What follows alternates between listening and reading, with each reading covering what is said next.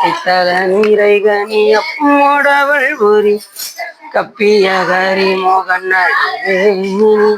கற்றிடும் அடியவர் புத்தியில் உரைபவர் கற்பகமன வினை கடிதேகும் தமும் மதியமும் வைத்திடும் மரன் மகன் மற்பொரு தீரல் போய மகையானை மத்தள வயிறனை உத்தமி புதல்வனை மட்டவில் மலர் கொடு பணிவேனே முத்தமிழ் அடவினை முற்படுகிறதனை முற்பட எழுதிய முதல்வோனே முப்புறம் எரி செய்த அச்சுவனுரை ரதம் அச்சது கொடி செய்த அதிதீராத்து எரது கொடு சுப்பிரமணிபடும் அப்போ நமதனிடை ஆகி அக்குற மகளுடன் அச்சிறு முருகனை அக்கணமன மருள் பெருமா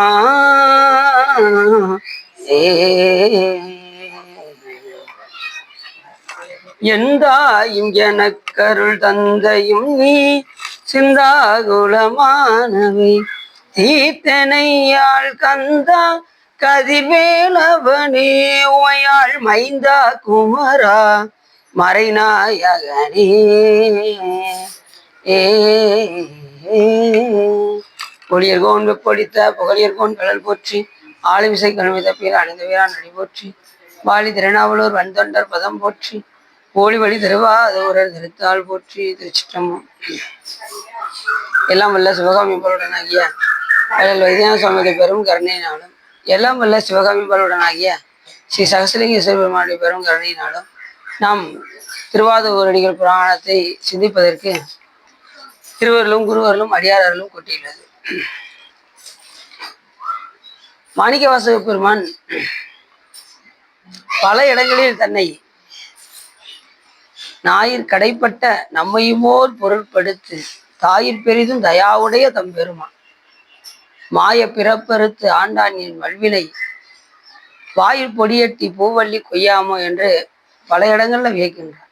தன்னை ரொம்ப ரொம்ப கீழே சொல்ற ஞாயிற்கடையாம் நாயனை நயந்தினியே ஆட்கொண்டாய் மாயப்பிறவி வைத்திட்டிருக்கும் அதுவன்றி ஆயக்கடவை நானோதான் என்னதோ இங்கு அதிகாரம் காயத்திடுவாய் உன் கலரில் வைப்பாய் கண்ணுதலே என்று ஒரு பாடலையும் ஒன்றும் போதா நாயனை உய்யக்கொண்டனின் கருணை இன்றே இன்றி பொய்த்தோதான் ஏழை பங்கா என்கோவே குன்றே எனைய குற்றங்கள் குணமாம் என்றே நீ கொண்டால் என் தான் கெட்டது இறங்கிடாய் எந்தோல் முக்கன் எம்மானே என்று ஒவ்வொரு இடத்துலையும் இந்த நாயை பத்தி நிறைய சொல்றார். ஏன்னா அதுக்கு இருக்கக்கூடிய நற்குணம் என்னிடம் இல்லை, அது செய்யக்கூடிய அது 5 அறிவு படைத்து நல்லது நிறைய செய்யுது. தன் தலைவனை தேடி வந்துடுது, எங்க விட்டாலும் தலைவனை தேடி வந்துடுது. எல்லாவற்றுக்கும் மேலாக நன்றி உணர்வோடு இருக்கும் நாய். தனக்கு சாப்பாடு போட்ட எஜமான்ட்ட ரொம்ப உண்மையா இருக்கும். அதே போல நமக்கு இந்த உடம்பு கொடுத்த எஜமானாக விளங்கக்கூடிய சிவபெருமானுக்கு நாம் எப்படி இருக்கணும், எவ்வளவு உண்மையா இருக்கணும்.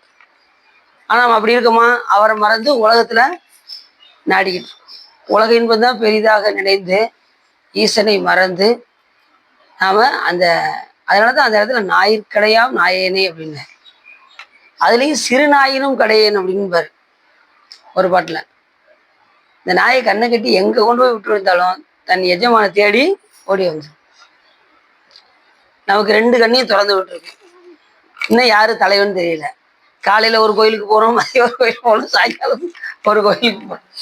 அதெல்லாம் விட்டுட்டு ஒரே கடவுள் சிவபெருமான் தான் என்று உணர்ந்து ஞாயிற்கடையாம் நாயனை நயந்து நீயே ஆட்கொண்டாய் என்று சொல்வதற்கிறாங்க. சிறு நாயினும் கடையன் பிட்டு நேர்பட மண் சுமந்த பெரும் துறை பெரும் பித்தனை சட்டனேனை சலக்கினேன் உனை சார்ந்திலேன் சித்தனே சிவலோகனே சிறு நாயினும் கடையாயவன் கட்டனேனையும் ஆட்கொள்வான் வந்து காட்டினாய் கழுக்குண்டிலே சிறு நாயினும் கடையாயவன். அந்த நன்றி சிறு நாய்கிட்ட இருக்கக்கூட நன்றி கூட பெருமானே எனக்கு இல்லையே, நான் உன்னை எப்படி நான் வழிபாடு செய்யணும், நீ செய்கின்ற கருணை தான் என்ன. அது கூட தன் தலைவனை தேடி வந்துடுது. நான் என்ன கடவுள்னே யாரும் தெரியாம முழிச்சுக்கிட்டு இருக்கேன். ரெண்டாவது அதுக்கு இருக்கிற நன்றி உணர்வு என்னைய எவ்வளவோ உயரத்துல நீ கொண்டு போய் வச்சிருந்தாலும் கூட நான் இந்த உலகம் தான் நாடி ஓடிக்கிட்டே இருக்கேன். நாயை என்னதான் நடுவீட்டில் உட்கார வச்சு பட்டு கொஞ்சம் தானே ஜாத்தி வச்சிருந்தாலும் வெளியில ஒரு நாய் குறைச்சதுன்னா ஓடியே போயிடும். அதுக்கு பட்டு குஞ்சம் ஜாத்துனா என்ன ஜாத்தரி அது அதை பத்தியே அதுக்கு விவரமே தெரியாது. அதுபோல சாமி நம்மளை உயர்ந்த இடத்துல வச்சிருக்காரு. அடியாராக ஏற்றுக்கொண்டு அருளும் செய்திருக்கின்றார். ஆண்டா மட்டும் போதாது, அருள் செய்யணும். அதுதான் விஷயம் இருக்கு. எல்லாரும் அடியாரம் வந்துருவாங்க, ருத்ராட்சம் போட்டு விபூதி போட்டுலாம் வந்துருவாங்க. ஆனா அந்த வழிபாட்டில் நிலை நிறுத்தி இருக்கணும் பாருங்க. அது சிவபெருமானுடைய கருணை இருந்தால் தான் முடியும், இல்லைன்னா வர முடியாது. கொஞ்சம் நீங்க அடியார்களோட பழகலன்னு வச்சுக்கோங்களேன், அடுத்த நிமிஷமே உங்களுடைய சிந்தனைகள் எல்லாமே மாறிடும். உலகத்தை நோக்கி ரொம்ப போவாங்க. ஒரு நாள் தானே கோயில் போல, இருக்கட்டும் பார்த்துக்கிடுவோம் அப்படின்னே கழிஞ்சு காலம் முழுவதும் வீணாக போயிடும். இறைவனை மறந்த நாள்லாம் எத்தனை நீ யோசித்து பாருங்க. சிறு பிள்ளையில இருந்து நாம இப்போ வரைக்கும் நம்ம எவ்வளோ நாள் கோயில் போயிருப்போம், எவ்வளோ நாள் சிவபெருமான வழிபாடு பண்ணியிருப்போம். யோசித்து பாருங்க. சின்ன பிள்ளையில யாருன்னே கடவுள்னு தெரியாது, எல்லா சாமி கோயிலுக்கும் போயிருப்போம். ஆனால் சிவபெருமான் தான் அறிகிறதுக்கு எத்தனை வருஷம் ஆயிருக்கு பாருங்க. ஒருத்தவங்களுக்கு 20 வயசுல தெரியும், ஒருத்தவங்களுக்கு 30 வயசுல தெரியும், ஒருத்தவங்களுக்கு 40 வயசுல தான் தெரியும். சிவபெருமான் எப்போ தன்னை காற்று நினைப்பாரோ அப்போதான் சிவபெருமான வழிபாடு. ஆட்பாளவருக்கு அருளும் வண்ணமும் ஆதிமாண்பும் கேட்பார் புல்கில் அளவில் கிளர்க்க வேண்டாம் என்று கூட யார் சொல்றா? ஞானசம்பந்த பெருமான்னு சொல்றார். இப்படி எந்த உயிரை எப்போ ஆட்கொள்வார்னு யாருக்கும் தெரியாது. அதுலேயும் மாணிக்கவாசகர் சொன்னாரு, சாமி என்னை நீ ஆண்டா மட்டும் போதாது, என்னை அடியாராக ஏற்றுக்கொண்டால் மட்டும் போதாது, அந்த வழிபாட்டில் நிலை நிறுத்தின்படி இருக்கணும். இல்லைன்னு வச்சுக்கோங்களேன், கொஞ்சம் அடியாரோடு பழகாம வழிபாடு செய்யாமல் இருந்தோம்னா அப்படியே கீழ் நிலைக்கு போயிடும்.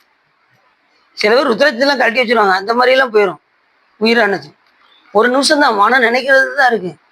அதனால மாணிக்கவாசக பெருமான் இதை விண்ணப்பமா செய்கிறார். பாரோடு விண்ணாய் பரந்தையும் பரனே பட்டு நான் மட்டிலேன் கண்டாய் சீரோடு பொலிவாய் சிவபுரத்து அரசே திருப்பெரும் துறை உரை சிவனே ஆரோடு நோகேன் ஆர்க்கு எடுத்துரைக்கேன் ஆண்டனி அருள் இல்லையானால் அப்படின்பார். பார்கடல் உலகில் வாழ்கிலேன் கண்டாய் வருக என்று அருள் புரிய. ஆண்டா மட்டும் போதாது, அருள் செய்யணும். ஆளுதல் என்பது அடியாராக ஏற்றுக்கொள்வது, அருளுதல் என்பது அந்த வழிபாட்டில் நிலைநிறுத்தி வைப்பது. இப்போ நம்மளை அடியார் ஆகியிருக்காரு, இதெல்லாம் நிலைநிறுத்தி வச்சுக்கிட்டு இருக்காரு. இதை நம்ம தக்க வைத்துக் கொள்ள வேண்டும். இந்த வழிபாடை தொடர்ந்து தக்க வைத்துக் கொள்ளும். அது கூட யாருடைய அருள் இருந்தால் தான் முடியும்? சிவபெருமான் அருள் இருந்தால் தான் முடியும். அவர் தன்னை பார்க்கணும்னு நினைச்சா தான் நம்ம அவரை பார்க்க முடியும். அவர் அடியாரோடு கூட்டி வச்சாதான் நம்ம கூட முடியும். அவர் சொற்பொழி கேட்க வச்சாதான் நம்ம சொற்பொழி கேட்க முடியும். இல்லை நம்ம நினைச்சாலும் என்ன செய்ய முடியாது, இங்கே வரவே முடியாது. அது கூட யார் அருள் வேணும்? சுவாமி திருவருள்.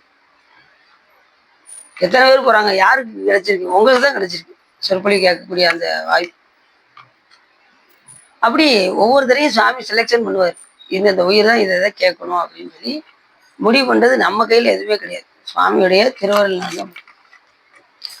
அப்படி ஞாயிற் கடைப்பட்ட நம்மையும் ஓர் பொருட்படுத்து தாயிற் பெரிதும் தயாவுடைய தம்பெருமான். தாயை விட சுவாமி தயா. தயவுல சுவாமி யாரை விட உயர்வு? தாயை விட. சாமி நீ தாயை விட உயர்வானவன், நான் நாயை விட கீழானவன். எப்படி சொல்ற பாருங்க. இறைவா நீ எப்படிப்பட்டவன்? நான் தாயை காட்டிலும் உயர்ந்தவன், நான் நாயை காட்டிலும் கீழானவன். தாய்க்கு எவ்வளவு உயர்வு கொடுக்காரு, நாய்க்கு எவ்வளவு உயர்வு கொடுக்காரு பாருங்க. தாயிற் பெரிதும் தயாவுடைய தம்பெருமான். இந்த தாய்க்கு தெரியும், கர்ப்பமா இருக்கும்போது புளிப்பு சாப்பிடக்கூடாதுன்னு தாய்க்கு தெரியும். ஆனா அந்த தாய் புளிப்பு சாப்பிட்டாதான் அந்த நேரத்தில் அதுக்கு சேரும். அதுக்காக என்ன செய்வாங்க, மறைஞ்சு மறைஞ்சு இருந்து அந்த புளிப்பை சாப்பிடுவாங்க. அது குழந்தைக்கு ஆகாது. புளிப்பு யாருக்கு ஆகாது? குழந்தைக்கு ஆகாது. ஆனால் என்ன செய்வாங்க, வேற எதுவுமே சேராதுங்கிறதுக்காக வாந்தி எடுத்துருவாங்கன்னு சொல்லி என்ன செய்வாங்க, புளிப்பை மறைஞ்சு மறைஞ்சு உட்காந்து சாப்பிடுவாங்க. குழந்தை பிறந்தாங்கன்னா பிறக்காட்டி என்ன சாப்பிட்றது சாப்பிடுவோம் அப்படின்னு. அது பிறக்கும் போது பார்ப்போம், அதெல்லாம் கடவுள் இருக்காரு, அவர் பார்த்துக்கிட்டு செய்வாங்க. ஆனா அதை மீறிதான் சாமி கருணையோடு அந்த குழந்தைய கொடுக்கிறார். அது தாய் சிறந்த தயாதானே.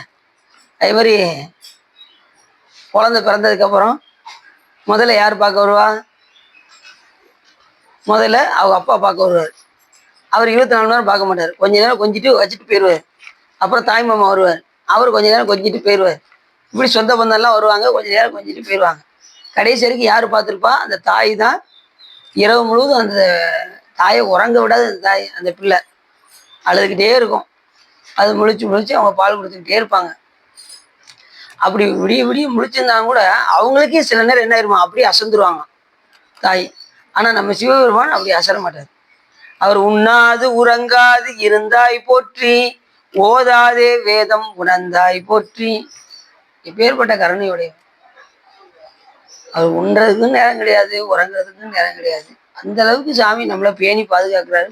ஒவ்வொரு நொடி பொழுதும் இமைப்பொழுதும் என் நெஞ்சில் நீங்காதான் அருள்வார். இப்ப நான் ஒரு 5 நிமிஷம் வெளியே போயிட்டு வரேன்ட்டு நம்மளை விட்டுட்டு போயிட்டான்னு வச்சுக்கோங்க, நமக்கு வாழ்வு கிடையாதுங்க. நம்ம உயிரை விட்டு பிரிஞ்சுட்டான்னா வாழ்வு. அப்படி நமக்கு கருணை செலுத்திக்கிட்டே தான் இருக்கிறாரு. இரவு உறங்க போனா கூட நாம என்ன செஞ்சிடறோம், நிம்மதியா உறங்குறோம். நிறைய பேர் இப்ப உறங்குறதே இல்லை. இரவு பூரா செல் பார்த்துக்கிட்டு இருக்காங்க. எல்லாம் செல்போன் பார்த்துக்கிட்டு எப்போ பார்த்தாலும் எல்லாம் ஆன்லைன்ல தான் இருக்காங்க. எப்போ பார்த்தாலும் வாட்ஸ்அப் ஓடிக்கிட்டே இருக்கு.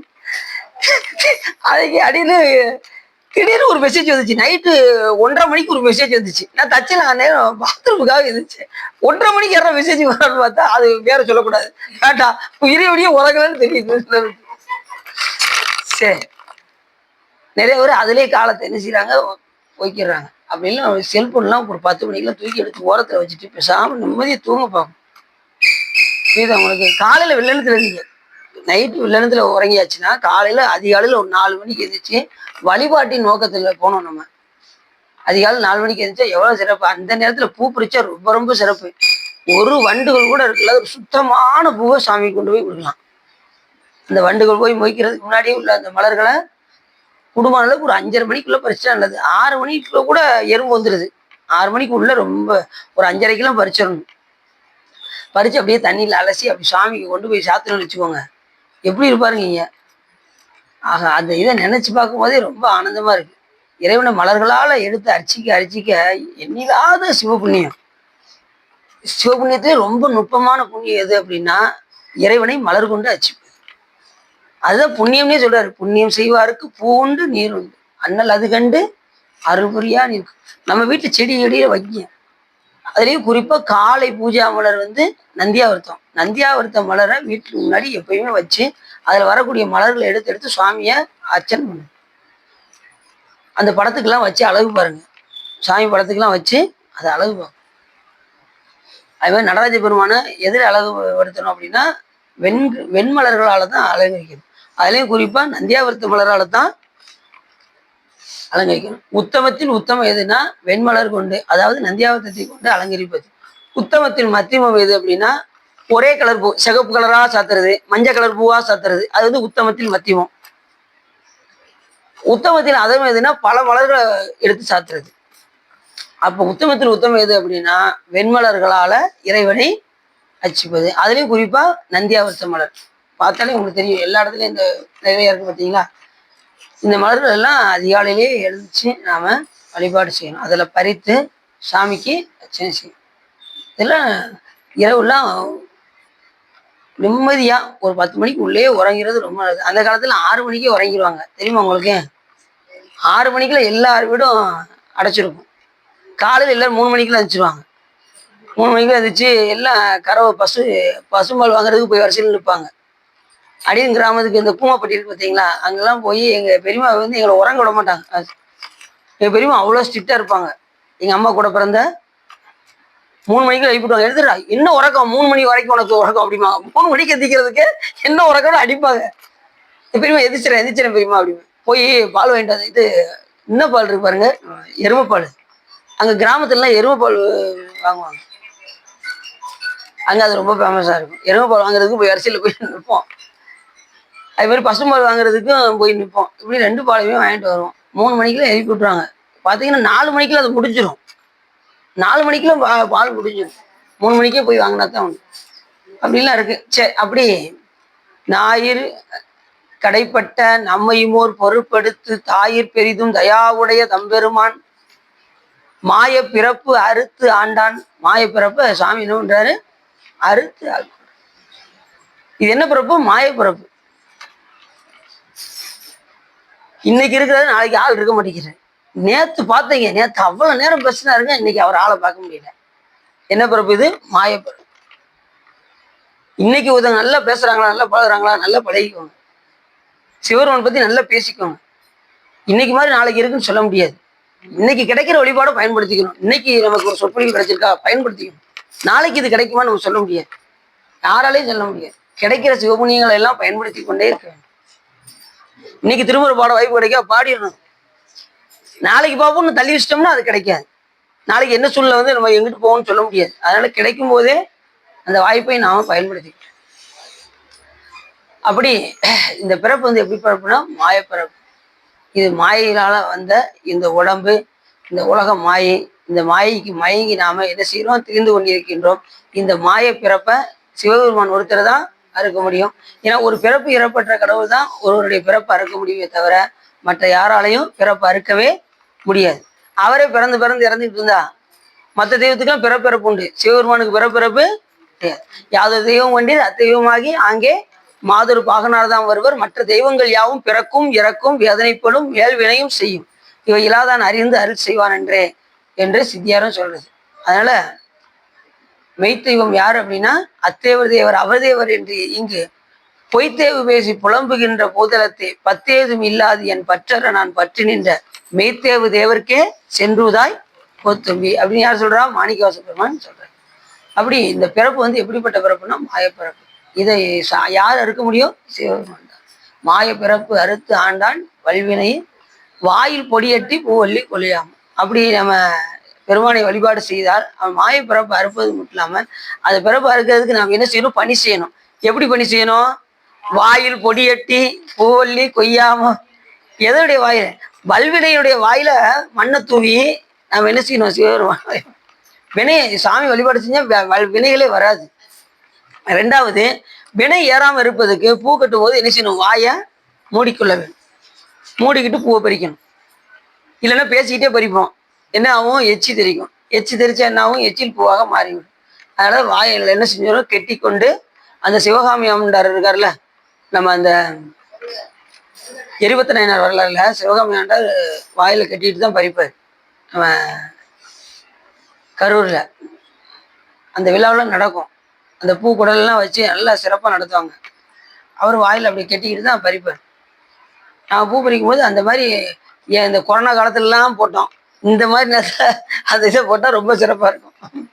எது அது என்னதுக்கு பேர், அது பேர் என்ன, மாஸ்க்கு. நான் க்ளோஸுங்க மாஸ்க்கு, அதை போட்டுக்கிட்டு பூ பறிக்கணும். நாம் அப்படி இருந்து விடுவோம்னு நினைக்கிறீங்களா, மாஸ்க்கை போட்டுக்கிட்டாலும் பேசிக்கிட்டு இருப்போம், அதுக்கிட்டே தான் என்ன செய்வோம், போக்கிட்டோம். சரி இருக்கட்டும்.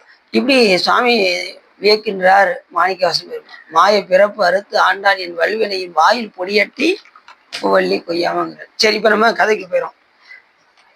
சென்ற முறை என்ன சொன்னோம், மாணிக்கவாச பெருமான் 16 வயதிலேயே எல்லா விதமான கலைகளையும் பயின்றார் அப்படிங்கிறதோட முடிச்சோம். அந்த சகல கலைகளாவன என்னவென்று கேட்டால் வேதம், வேதங்களாகிய சிச்சை, கற்பம், வியாக்கரணம், சந்தசு, சோதிடம், நிறத்தி, தருக்கம், தர்மசாஸ்திரம், புராணம், மீமாம்சை, ஆயுர்வேதம், தனுர்வேதம், நானாதேச பாஷை, அரச நீதி முதலான கலைகள் எல்லாமே கற்றுணர்ந்தார். இளமையிலே கற்றுணர்ந்தார். கொஞ்ச காலம்தான், அவருக்கு 32 வயசுலே திருவடி அடைந்தார். யாரும், மாணிக்கவாச பெருமான். ஞானசம்பந்த பெருமான் 16 வயதுல, அப்பர் சுவாமிகள் 81 வயது, சுந்தரம் சுவாமிகள் 18 வயசுலே, மாணிக்கவாச பெருமான் 32 வயசுலே. இப்ப நம்ம எல்லாத்துக்கும் எத்தனை வயசு நீங்களே யோசிச்சு பார்த்துக்கோங்க. இத்தனை வயசு ஆகியும் நாங்க இன்னும் சிவபெருமானம் மனம் ஒன்றி வழிபாடு பண்ண முடியலையே அப்படின்னு வருந்தணும். நம்ம சும்மாலாம் கிடையாது, வருந்தணும். நம்ம இத்தனை வயசு ஆயிடுச்சு, நம்ம இன்னும் நம்ம இறைவன் அடையாம நம்ம இன்னும் இந்த காலத்தை போய்கிட்டு இருக்கவே, நமக்கு கொடுக்கப்பட்ட காலங்கள் 100 வயது. அந்த 100 வயது இருப்போமான்னு நிச்சயம் கிடையாது. அப்போ கிடைக்கிற காலத்தெல்லாம் இறைவன் பயன்படுத்தணுமே. சும்மா இருந்தா உட்காந்து தில்லை வாழந்தான் மடியாருக்கு மடியன் எழுதுங்க, சும்மா இருந்தா பாடல் பாடுங்க, அடியாரோடு இணங்குங்க, சொற்பொழிவு கேளுங்க, நிறைய சிவபுண்ணியமா பயன்படுத்துங்க. வீணாக காலத்தை போகக்கூடாது. கண்ணை துயின்றவமே காலத்தை போக்காதே, விண்ணுக்கு ஒரு மருந்தை வேத விழுப்பொருளை கண்ணுக்கு இனியானை பாடி கசிந்து உள்ளம் உன்னுக்கு நின்று உருக யாமாட்டும் நீயே வந்து என்ன குறையுமிலோ. நீங்க எழுதுறீங்களா சுவா? தில்லைவாழந்தான் எழுதுறீங்களா? வெரி குட், சிறப்பு. எல்லாருமே எழுதுறீங்க. அவங்க எழுதிய முடிச்சிட்டாங்க. 4 பேருக்கு இன்னைக்கு பரிசு இருக்குன்னு சொல்லியிருக்காங்க. இப்போ வந்துருவாங்கன்னு நினைக்கேன். இந்த 4 பேருக்கு பரிசு இருக்குன்னு சொன்னாங்க. இந்த முதல்ல 4 பேர் எழுதுனவங்களுக்கு வந்துருவாங்கன்னு நினைக்கேன். அப்படி இல்லைனாலும் காலையில் வாங்கிக்கோங்க. வந்துருவாங்க. அப்படி இந்த சிச்சை, கற்பம், வியாகரணம், சந்தசு, சோதிடம், இதெல்லாம் சோதிடம் முதற்கொண்டு சிவபெருமான் அருளியிருக்காரு. ஜோதிடம்லாம் பொய் கிடையாது, சாமி அருளியது. சிச்சை என்பது எழுத்து உச்சரிக்கும் முறை. அந்த 6 அங்கங்கள் பேரு. இதுக்கு பேர் வந்து 6 அங்கங்கள். ஓருருவாயினை மானாங்காரத்து ஈரியல் வாய் ஒரு பின்முதல் பூதலம் ஒன்றிய இரு சூடர் கும்பர்கள் பிறவும் படைத்தளித்தளிப்ப மும்மூர்த்திகள் ஆயினை இருவரோடு ஒருவன் ஆகி நின்றனை போரால் நீழல் பொன்களல் இரண்டும் முப்பொழுதேத்திய நால்வரு கொழி நெறி காட்டினை நாட்டம் மூன்றாக கோட்டினை இருநதி அரவமோடு ஒரு மதி சூடினை ஒரு தாழீரையில் மூவிலை சூளம் நாற்கால் மான்மரி ஐந்தலை அறவும் ஏந்தினை காய்ந்த நாள்வாய் மும்மதத்து இருகொட்டு ஒரு கரி ஈடலி துரித்தனை ஒருதனு இருகாள் வளைய வாங்கி முப்புறத்தோடு நாள் நிலம் மஞ்ச கொன்று தளத்தூர உணரை அறுத்தனை ஐம்புலன் நாளாம் அந்த கரணம் முக்குணம் இருவழி ஒருங்கியவானோ ஏத்த நின்றனை ஒருங்கிய மனத்தோடு இருபிறப்போர்ந்து முப்பொழுது குறை முடித்து நான்மறை ஓதி ஐவகை வேள்வி அமைத்து ஆரங்க முதல் எழுத்தோதி சொல்லிட்டாரா. அமைத்து ஆரங்க முதல் எழுத்து ஓதி வரன்முறை வைந்தெழு வான்தனை வளர்க்கும் பிரமபுரம் வேணினை அறுபத முரலும் வேணுபுரம் விரும்பினை இகழி அமைந்தனர் புகழி அமர்ந்தனை பொங்கு நார் கடல் சொல் வெண்குரு விலங்கினை பாணி மூ உலகும் புதையவேன் முதந்த தோணிபுர துறைந்தனை தொலையா இரு நீதி வாய்ந்த பூந்தரா எய்ந்தனைன்னு யார் பாடுறா? ஞானசம்பந்தன் பாரு. அமைத்து ஆரங்க முதல் எழுத்தோதி 6 அங்கங்களை சுவாமி தான் கொடுத்துருக்கு. 4 வகை வேதங்கள், 6 வகை அங்கங்கள். அந்த 6 வகை அங்கங்கள் என்னது? இந்த சிச்சை என்பது என்னதுன்னா எழுத்தை உச்சரிக்கும் முறை. அப்புறம் கற்பம் என்பது யாகம் சடங்கு அதை செய்யக்கூடிய முறை. வியாகரணம் என்பது இலக்கணங்கள். அடுத்து வந்து சந்தஸ் வந்து அந்த செய்கின்ற முறை, எதை அந்த வேள்வி செய்கின்ற முறை அமைப்பு, செய்களை அமைக்கின்ற அந்த முறை அமைப்பு. அதுக்கப்புறம் நிறுத்தி தர்க்கம் பண்ணுவாங்க பார்த்தீங்களா? தர்க்க சாஸ்திரம் நூல்னு இருக்கு. தர்க்க சாஸ்திரம், நானாவித பாசை, அரச நீதி, இது எல்லாமே அந்த 64 கலைகள் வருது. 64 கலைகளையும் இளமையிலே கற்று தேர்ந்தார் மாணிக்கவாசகர் பெருமான். திருவாதூர் அடிகள் இன்னும் மாணிக்கவாசகரா இப்போதைக்கு திருவாதூர் அடிகளாக தான் இருக்காரு. எப்போ சிவபெருமான்ட்ட தீட்சை வாங்குறாரோ அப்போதான் அவருக்கு பேர் என்ன பேர்? மாணிக்கவாசகன் பேர். இப்போ ஒவ்வொருத்தவங்க குருநாதர் பேர் வந்து உண்மையான பேர் வந்து வேற பேராக இருக்கும். தீட்சா நாமம் தான் அவங்களுக்கு. இப்போ எங்கள் குருநாதர் பேர் வந்து சுப்பிரமணியன் பேர். ஆனால் தீட்சா நாமம் சிவபிரகாச தேசிய பிரமாச்சாரிய சுவாமிகள். சீர் வளர் சீர் சிவபிரகாச தேசிய பிரமாச்சாரிய சுவாமி. இப்போ நம்ம சாமி இருக்காங்க, குணமட்டி சாமி வந்து அவங்க உண்மையான பேர் வேற இருக்கும். இப்போ சரவண ராஜ மாணிக்கவாசல் சுவாமிகள் அப்படின்னு பேர். அது தீட்சா நாமம் பேர். அப்படி இந்த 64 கலைகளை எல்லாம் கற்று தேர்ந்தார் மாணிக்கவாசகர் பெருமான். உழைக்கு அரணுக்கு அன்பாக உண்மை அறிந்து உலகமெல்லாம் பிழைக்க அருட்கவிபாடும் பெரியவர் தம் செயலெல்லாம் தலைத்த கலை தமிழ் மாறன் தக்கோர்கள் உரைப்பவரி தலைத்து உரிமை திற நல்கி உலக நண்பன் ஆயினான். அதாவது உயிர் நண்பனாக ஆயினான். யாரு அப்படின்னா, மானை ஏந்திய கையுடைய சிவபெருமானிடம் அன்பு கொண்டு மெய்ப்பொருளை உணர்ந்து இவ்வுலகிலெல்லாம் உயிர் தேர திருவாசமாகிய அருட்பாவை பாடி அருளக்கூடிய மாணிக்கவாசகர் திருவாதவரடிகள் யாருக்கு நண்பராக ஆயினார், உயிர் நண்பராக ஆயினார் அப்படின்னா, திருவாதூருடைய நற்செயல்களை எல்லாம் தலைத்த கலைகளுடைய நற்செயல்களை எல்லாம் தலைத்த கலைகளுடைய தமிழை வளர்க்கும் அறிவத்தன பாண்டிய மன்னன். இவர் கற்ற கலைகளை எல்லாம் கேள்விப்படுறான். யாரு? அறிவத்தன பாண்டிய மன்னன்.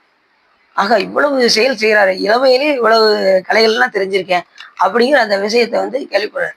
இப்போ ஒரு மன்னராக இருக்கிறவங்க ஒரு அமைச்சரா ஒருத்தரை போடணும் அப்படின்னா அவர்கிட்ட எல்லாம் ஆய்வு பண்ணி பார்ப்பாங்க. அப்படி ஆராய்ச்சி பண்ணி தான் என்ன செய்வாங்க, ஒருத்தரை அமைச்சராக ஏற்றுக்கொள்வார்கள். அதே போல பார்த்தீங்கன்னா, இப்போ சேக்கிழ சுவாமிகளை வந்து அரசர் அரசர் வந்து அனபாய சோழன்லாம் இருந்தார். அனபாய சோழன் வந்து அவங்க அப்பா கிட்ட, யார் அப்பாட்ட, சேக்கிழ சுவாமிகளுடைய அப்பா கிட்ட ஒரு 3 கேள்வி கேட்டார். கடலில் பெரியது எது, மலையில் பெரியது எது, கடலில் பெரியது எது, உலகில் பெரியது எது, மலையில் பெரியது எது, இந்த 3 கேள்வி கேட்டாரு. அப்படியே ரொம்ப திகச்சுக்கிட்டு இருந்தாரு. சேக்கிழ சாமி வந்து அழகா பதிச்சுட்டாரு. காலத்தினால் செய்த உதவி சிறிதரின் ஞானத்தில் மான பெரியது, உலகை விட பெரியது. ஒருத்தருக்கு தக்க நேரத்தில் வந்து உதவி செய்யறது எதை விட உயர்வு, மலையை விட. நயன்தூக்கின் காலம் நயன்தூக்கின் நன்மை கடலில் பெரியது அப்படிம்பாரு. ஒருத்தருக்கு எந்த நேரத்துல உதவி செய்யணும்னு பார்த்து செய்யணும். அந்த உதவியும் காலத்தினால் செய்த உதவி ஞானத்தின் மான பெரியதுன்னு அந்த தக்க நேரத்துல செய்யணும். ஒருத்தர் அவசர அவசரமா ஒருத்தர் வந்து ரூபா கேட்கறாருன்னு வச்சுக்கோங்க, ஆப்ரேஷன் நடந்துகிட்டு இருக்கு, ஒரு 2000 ஒருத்தர் ரொம்ப நல்லா இருக்கும் அப்படின்னு கேட்கும்போது இல்லைன்னு சொல்லிட்டு அவர் ஆள் இறந்து போனதுக்கு அப்புறம் வந்து இந்தாங்க ஒரு 2000 வந்தாங்க வச்சுக்கோங்க அப்படின்னு சொல்லி கொடுத்தா பயன் இருக்கா? ஆளே போயிட்டாரு, நீ அந்த 2000 இருந்தா என்ன இல்லாட்டி என்னங்கிற மாதிரி. அப்படி அந்த கேள்விக்கு சேக்கிழ சுவாமிகள் அழகா பதிச்சுங்க. சொன்னதுக்கு அப்புறம் தான் அனபாய சோழன் அவரை மந்திரியாக ஆக்கினார். யார? சேக்கிழ சுவாமி. அதுவும் அந்த மந்திரி வந்து நல்ல மந்திரியா இருக்கும். முதல் மந்திரியா இருக்கிறது நல்ல மந்திரியா இருந்தா தான் அரசனை என்ன செய்ய முடியும், திருத்த முடியும். அரசனே தவறான வழியில போனா கூட மந்திரி சொல்லி என்ன செய்யலாம், திருத்தலாம். அப்படி அனபாய சோழன் பாதை மாறி போய் கொண்டிருந்தார். இப்போ அரசர் எவ்வளியோ அவ்வளிதான குடிமக்கள் இருப்பாங்க. அரசர் என்ன பண்ணாரு, பூரா காமனூலா எடுத்து படிச்சுக்கிட்டு இருந்தார். அரசர் இதை படிச்சுக்கிட்டு இருந்தா மக்கள் என்ன செய்வாங்க, அவங்களும் அதைத்தான் செய்வாங்க. அப்போ இதை பார்த்தார். அரசே, இது அவநூல் அப்படின்னாரு. அவநூலை விடுத்து சிவநூல் படிங்க அப்படின்னாரு சேக்கிழ சாமி. அப்ப சொன்னாரு, அவநூல் இதுவாயின் சிவநூல் எது அப்படின்னு கேட்டாரு. அப்பதான் 63 நாயன்மார்களை எடுத்து யார் கொடுத்தான், சேக்கிழ சுவாமி எடுத்து கொடுத்து படிக்க சொன்னார். அப்போ அந்த அவங்களுடைய வரலாறுலாம் தேவை அப்படின்னு சொல்லி தான் பொன்பொருள்லாம் கொடுத்து சிதம்பரத்துக்கு அனுப்பினார். சிதம்பரத்தில் போய் சேக்கிழ சாமி அப்படியே பெருமானே இப்படி பாட சொல்லிட்டாங்களே, நான் என்ன செய்வேன் ஏது பண்ணுவேன் அப்படின்னு சொல்லி சுவாமிகிட்ட சொன்னதும் உடனே சிவபெருமானே அடி எடுத்து கொடுத்தார். உலகலாம் அப்படின்னு அடி எடுத்து கொடுத்தது மட்டும் இல்லாம அவர் எழுதும்போது உள்ள இருந்து சுவாமி சொல்றாரு பெரிய புராணம். ஒவ்வொருத்தவங்களும் எங்க பிறந்திருக்காங்க, என்னென்ன இது செஞ்சாங்க, எப்படி வாழ்ந்தாங்கன்றது முதற்கொண்டு சிவபெருமான் உள்ள இருந்து சொல்ல சொல்ல யார் எழுதுறான், சேக்கிழ சுவாமி எழுது. அந்த ஞானம்லாம் யாரு கொடுப்பா, சுவாமி தான் கொடுக்கும். எல்லாருக்கும் சாமி தான் கொடுக்கும். நாம நினைச்சுக்கிட்டு இருக்கோம் நம்ம அவ்வளவு படிச்சிருக்கோம், இவ்வளவு படிச்சிருக்கோம், 108 தடவை நம்ம எழுதியிருக்கோம், இவ்வளவு இதை நம்ம அதை செஞ்சிருவோம் இதை செஞ்சிருவோம். எல்லாம் நம்மளால ஆகக்கூடிய காரியம் ஒண்ணுமே கிடையாது. இந்த ஜடத்துக்கும் நமக்கும் ரொம்ப வித்தியாசம்லாம் கிடையாது. இது என்னத்தை சொன்னாலும் அறியாது. வாட்டிருக்கேனே நான் சொல்றது புரியுதா அப்படின்னு அது புரியுமா, ஏதாவது இதுக்கு என்னத்தை சொன்னாலும் புரியாது. இது அறிவிச்சா அறியாது. இது நாம ஏதோ அறிகிறோம், அவ்வளவுதான் அறிவு. இதுக்கும் நமக்கும் அவ்வளவுதான் அறிவு. நம்ம ஏதோ அறிகிறோம், இது அறிய தெரியாது, அவ்வளவுதான். மற்றபடி நமக்கு ஒரு செயலும் நம்ம கிட்ட கிடையாது. நமக்கு அறிவும் கிடையாது, செயலும் கிடையாது. அறிவித்தால் அறிவும் அறிவு அந்த ஒண்ணுதான் இருக்கு. அது இறைவன் அறிவிக்க அறிவும் அறிவு. நம்ம கொஞ்சம் விஷயம் தெரிஞ்சா என்ன செஞ்சிடறோம், நம்ம வந்து பெரிய ஆளுன்னு நினைச்சிடறோம். அங்கதான் நமக்கு பிழை வந்து மறுபடியும் எங்க வந்துடும், பூமிக்கு பிறக்க வந்துகிட்டே இருக்கும். இந்த நிலை மாற நாம் என்ன செய்யணும்னா பெருமானுடைய திருவடியை நல்லா பிடிச்சுக்கணும். இம்மையே உன்னை சிக்கனை பிடித்தேன் எங்கிருந்து அருளுவது இனியே அப்படின்னு சாமி பாதத்தை போய் பிடிச்சுக்கணும். படிம பாதம் வைத்த அப்பரிசும் வடிவார். படிம பாதம்னு என்ன பாதம், தூய பாதம்னு அர்த்தம். சிவபெருமானுடைய பாதம் தூய பாதம். நம்முடைய பாதம் அழுக்கடைந்த பாதம். பாதம்னா வெளியில போனாலே என்ன ஆயிரும், பாதம். அதனாலதான் இறைவனுக்கு ஒரு குணம் வந்து என்ன குணம்னா தூய உடம்பினன் ஆதல். என்ன எப்படி சொல்றீங்க, நான் காலையில் ஒருக்கா குளிக்கேன், மதியம் ஒருக்கா குளிக்கேன், இரவு ஒருக்கா குளிக்கேன், என் உடம்பு அவ்வளவு சுத்தமா இருக்குங்க என்னத்த சொன்னாலும் நீ எவ்வளவுதான் சீவிச்சிங்க செலவு பார்த்தாலும் நம்ம கிட்ட இருக்கிறது என்னது, அசுத்தம் தான். கண்ணில் பூல, காதுல ஊல, வாயில எச்சி, மலஞ்சலம். இறைவன் கருணையோடு அதை மறைச்சு கொடுத்துருக்கேன். நாம் என்ன செய்யறோம், கண்ணாடிக்கு முன்னாடி எவ்வளவு நேரம்னாலும் சீவி அழகு பார்த்துருக்கோம். நல்லா பாருங்க, சின்ன பிள்ளையிலேருந்து அந்த கண்ணாடியை பார்த்துக்கிட்டே இருக்கும். நம்மளை விட உலகத்துல யாருமே கிடையாதுன்னு பார்ப்போம். அதுக்கப்புறம் கொஞ்சம் ஆயிடுச்சுன்னா ஒரு பல்லு விழுந்துரும். அப்ப அப்ப என்ன செய்வோம், ஒரு பல்லு தானே அப்படிவோம். அப்புறம் ஒரு 2 3 விழுவோம். 2 3 தானே, அளவுல முன்னாடி உள்ள பல்லு ஒழுகவே இல்லை. ரொம்ப என்ன செய்வோம், ரொம்ப தைரியமா இருக்கும். கடைசி அதுவும் விழுந்துரும். இப்ப அதெல்லாம் அந்த காலத்துல தாங்க போச்சுன்னா ஒண்ணும் கிடையாது. இப்பெல்லாம் லேட்டஸ்ட் நிறைய பல்லு எல்லாம் வந்துருச்சு. அதெல்லாம் எடுத்து ஆட்டிக்கிறவங்கள இருக்காங்க. நீ என்னதான் சொன்னாலும் அந்த இயற்கை மாதிரி எதுவுமே வராது. இப்ப நல்ல உடம்பு ஆரோக்கியமா இருக்கும் போதே சாமிய நல்லா வழிபாடு பண்ணி வச்சிடணும். இந்த பிறவியை விட்டுட்டோம், அடுத்த மனித பிறவி வருவதற்கான வாய்ப்பே கிடையாது. அப்படி இந்த நல்ல ஒரு அமைச்சர் கிடைக்கிறது ரொம்ப கஷ்டம். அப்படி மாணிக்கவாச பெருமான அவர் தேர்ந்தெடுத்தது அந்த 64 கலைகளையும் இளமையிலே கற்றுறதுனால உடனே அறிவத்திர பாண்டியன் என்ன பண்ணாரு, அவரோடு உயிர் நண்பன் ஆயினார். யாரோட? திருவாதவூரடிகளோட சேர்ந்து உயிர் நண்பனாக ஆயினார். தமிழை வளர்க்கும் அறிவத்திர பாண்டியன் பெரியோர்கள் சொல்ல கேட்டறிந்து அவரை அறிவித்து உரிமை திறத்தை கொடுத்து, அவருக்கு உரிமை திறத்தை, மந்திரிங்கிற உரிமை திறத்தையும் கொடுத்து உயிர் நண்பனாகவும் ஆயினார் அறிவத்திர பாண்டியன். சங்கோல விடும் பலனத்தடம் புடை சொல் வாதவூர் எங்கோவின் செயற்க அறிந்த இயல்பு உடையோர் என நாடி பொங்கோத வேலை நிலம் புறந்து பெரும் பகை துறந்து செங்கோன்மை முறை நடத்தும் செந்தலைமை திறம் நல்கி. இப்ப என்ன சொல்றாரு அப்படின்னா, அந்த தலைமை பொறுப்பை ஏற்று அதை செங்கோல் ஆட்சி நடத்த வேண்டும் என்று மந்திரியாக பொறுப்பேற்றதுமே அதை சிரமப்பட செய்யணும்னு நினைச்சேன். சங்குகள் ஒழிக்கின்ற வயல்களும் தடாகமும் பக்கத்தில் சூழப்பட்ட திருவாதூரில் அவதாரம் செய்த தம் தலைவருடைய நற்செயல்களை பாண்டிய மன்னன் ஆராய்ந்து அழிந்து தகுதியுடையவர் என்று கருதி மேல் எழுகின்ற அலைகளுடைய கடல் சூழ்ந்த பூமியை பாதுகாத்து பெரிய பகைவர்களை ஓட்டி செங்கோலை வலுவாமல் செலுத்தும் மாட்சிமை புரிந்த தலைமை அதிகாரத்தை அவருக்கு கொடுத்தார். இதுக்கெல்லாம் சிறந்தவர் திருவாதூரடிகள் தான் என்று அந்த தலைமை பொறுப்பை யாருக்கு கொடுத்தாரு? மாணிக்கவாச பெருமானுக்கு கொடுத்தார். ஏன்னா இவர் அவதாரம் செஞ்சது எங்க? அது எப்படிப்பட்ட திருவாதூர்? சங்குகள் ஒழிக்கின்ற வயல்களும் தடாகமும் பக்கத்தில் இருக்க, அப்படிப்பட்ட ஒரு எது இந்த திருவாதூர். பக்கத்துல வயல்கள்லாம் இருக்குமா? இப்ப போன வயல்கள் இருக்கா? இல்ல கொஞ்சம் கொஞ்சம் இருக்கு, கொஞ்சம் கொஞ்சம் இருக்கு. மிச்சதெல்லாம் பூரா பிளாட் ஆக்கிட்டாங்க, அது வேற விஷயம். இப்ப பூராவே நிறைய வயல்கள் கொஞ்சமா தான் இருக்கு. அது மாதிரி தடாகங்கள், குளம் எதுக்கு இருக்கு பார்த்தீங்களா? வாதூருக்கு எதுக்கு தடாகம்? குளம் இருக்குல்ல, குளங்கள்லாம் நிறைய இருந்துச்சு அப்ப. இப்ப நமக்கு ஒரு குளம் தான் இருக்கு. தடாகங்கள் நிறைந்த திருவாதவூர் அப்படிங்கிற. எல்லாத்துக்கும் மேலாக யார் வழிபாடு செஞ்சது? சனி பகவான் இங்கே வாதத்தை தீர்த்த தலம் என்பதால் இது திருவாதவூர் என்று பெயராகி.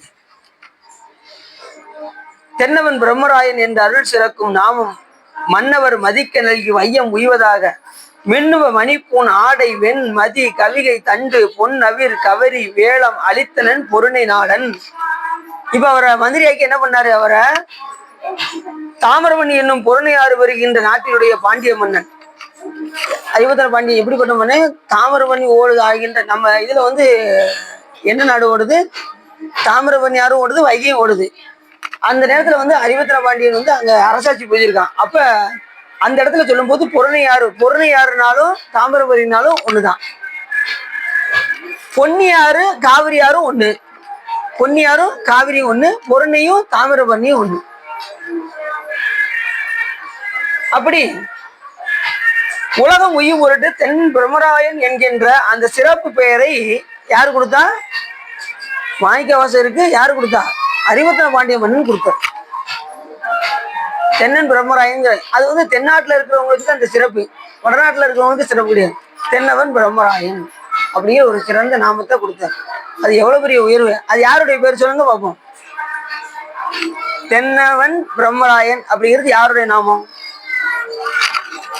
சிவபெருமான் பேரு மறந்துடக்கூடாது. தென்னவன் தென்னாடுடைய சிவனையை போற்றி. தென்னாட்டுக்கு யாரு அரசர்? சிவபெருமான். பிரம்மம் அதுக்கு நாயகன் யாரு? பிரம்மராயன், சிவபெருமான். தென்னவன் பிரம்மராயன். அப்பேற்பட்ட தனி சிறப்புடையவர் யாரு? சிவபெருமான். அந்த இத அவருக்கு பட்டமாக வழங்குறார். இப்போ ஒவ்வொருத்தவங்களுக்கும் பட்டம் கொடுத்தாங்க. இப்ப அப்பர் சுவாமிகளுக்கும் பட்டம் கொடுத்தாங்க. அவர் என்ன செஞ்சிட்டாரு, இளமையிலே போய் எங்க போயிட்டாரு, சமண மதத்துல போய் சேர்ந்துட்டாரு. எங்க போனாரு, சமண மதத்துல போய் சேர்ந்தாரு.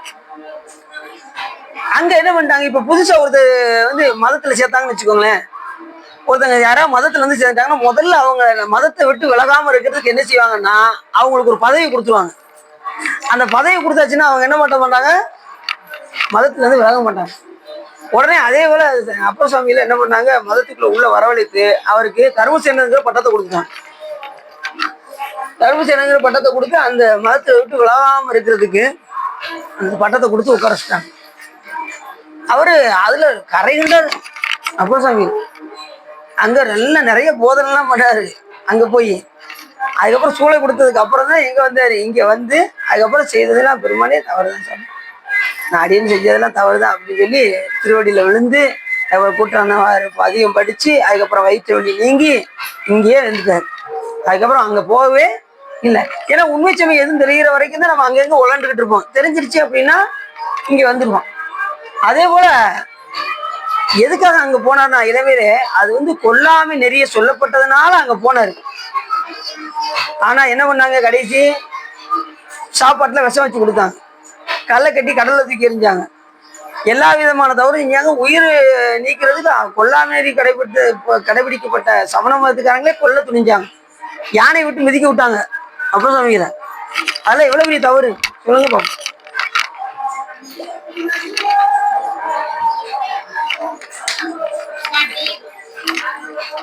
அப்படி செய்யலாமா, ஒரு உயிருக்கு தீங்கு நினைக்கலாமா? எப்பயுமே அது மாதிரி அழியார்களா இருக்கக்கூடிய நாம யாருக்கும் தீங்கு வர வேண்டும் என்று என்ன செய்யக்கூடாது, நினைச்சு கூட பதறக்கூடாது. நினைச்சாலே குற்றம், நினைச்சு பாக்குங்க, நினைச்சாலே குற்றம். நமக்கு வந்து மனம் வாக்கு காயம் ஆணிடத்தைந்தும் அரண்மனைக்காக வென்றோம் வானிடத்தவர் மண்மையில் வந்து அரண்தனைய சிப்பர் ஊனிடத்து உழலும் ஊமர் இதை ஒன்றும் புணரார் அந்தோன்னு விட யார் சொல்றா, யார் சொல்றா, இப்படி யோசிக்கீங்க. ஊனிடத்து உழலும் ஊமர் இதை ஒன்றும், சித்தியாருங்கிற நூல் நமக்கு சொல்லுது. மனம் வாக்கு காயம், நீங்க மனதால எதை நினைச்சாலும் சரி, நீங்க நல்லதை நினைச்சாலும் சரி கெட்டதை நினைச்சாலும் சரி, அதுக்கு வினை கண்டிப்பாக தோணும். நான் ஒருத்தர் அடிக்கணும்னு நினைச்சேன், அவர் நான் அடிக்கல, நான் மனசுக்குள்ளதான் நினைச்சேன், அது எப்படி வினையாகும் அப்படின்னா வினை ஆகும். நினைச்சாலே வினையாகும். மனதால நினைத்தாலே என்ன ஆகும், வினை ஏறிடும். என்னங்க நான் அடிக்கவே இல்லை, இதுக்காக முழுசு அந்த அப்படிதானங்க நிக்கிறது. நான் ஒரு அடிக்கவே இல்லை அப்படின்னாலும் மனம் என்கின்ற கருவியை கொண்டு அடிக்கிறதுனால அது வினை ஆகும். அதுமாதிரி மனதால் நீங்க சுவாமிக்கு நிறைய பூ போட்டு பாருங்க, அதுவும் சிவபுண்ணியம், எண்ணில்லாத சிவபுண்ணியம். நீங்க புறத்துல போறது காட்டிலும் மனசுல நீங்க போட்டுட்டே இருங்க, எண்ணில்லாத புண்ணியம் கிடைக்கும். ஆனா நீங்க நினைக்கணும், அதுலதான் விஷயம் இருக்கு. அதுலதான் நம்ம அவுட் ஆயிரும். சிவா சொன்னாரு காலையில மலர்கள்லாம் போடணும்னு சொன்னாரு, அந்த நேரத்துல யாவும் இருக்கு பாருங்க, அதுக்கப்புறம் மறந்துடுது. அதுக்கப்புறம் மறந்துடுது அப்படி.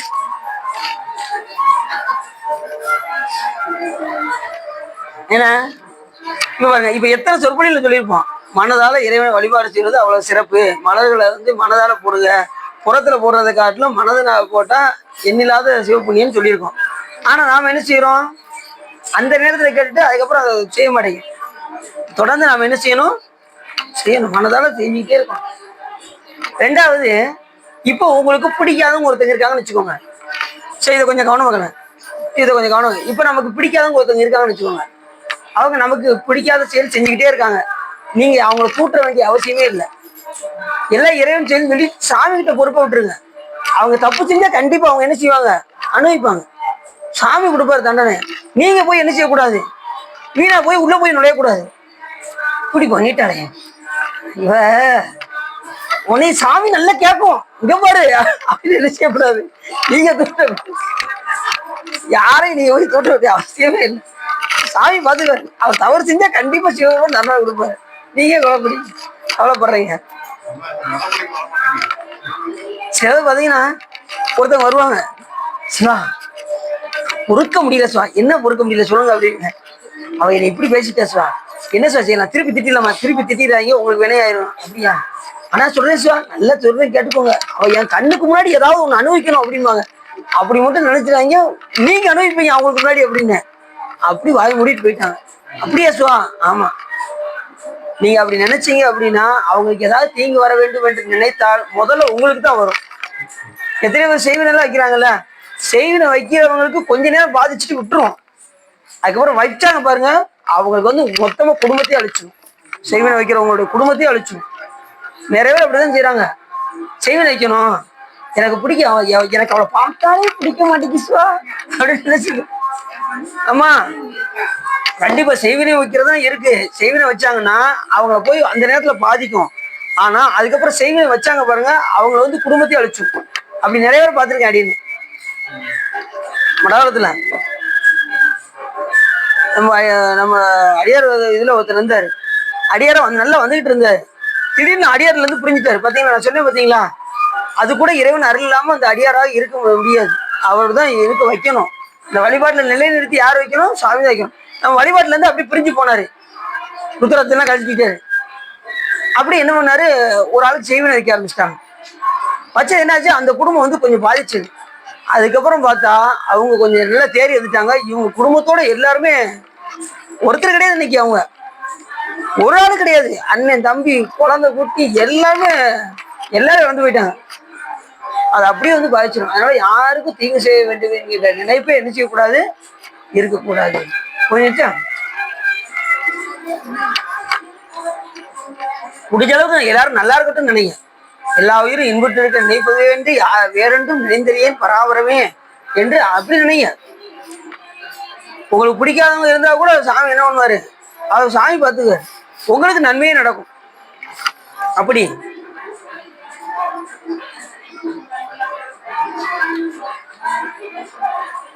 தாமிரபரணி யாரு, அதுலயும் தாமிரபரணி யாரு சொல்லும் போது சொல்லுவாரு, அங்க ஓடுகின்ற அந்த ஆறு வந்து எல்லாத்தையும் அடிச்சு கொண்டு போய் ஓரத்துல கூச்சி வைக்குமா. அப்படி கூச்சி வைக்கிற இந்த மலர்களை எல்லாம் ஓட சேர்த்து கொண்டு போய் ஒரு இடத்துல கொண்டு போய் சேர்க்குமா. அது எப்படி அது கூடி இருக்குமா, அடியார்களோடு கூடுறது போல இருக்குமா. அப்படி சொல்லுவாரு தாமிரபரணி ஆறுல. அந்த மலர்களை எல்லாம் கீழே விழுந்து அந்த மலர்களை கொண்டு போய் ஒரு இடத்துல சேர்க்கறது அடியார்களோடு கூட்டி வைக்கிறது போல இருக்கும் அப்படின்னு.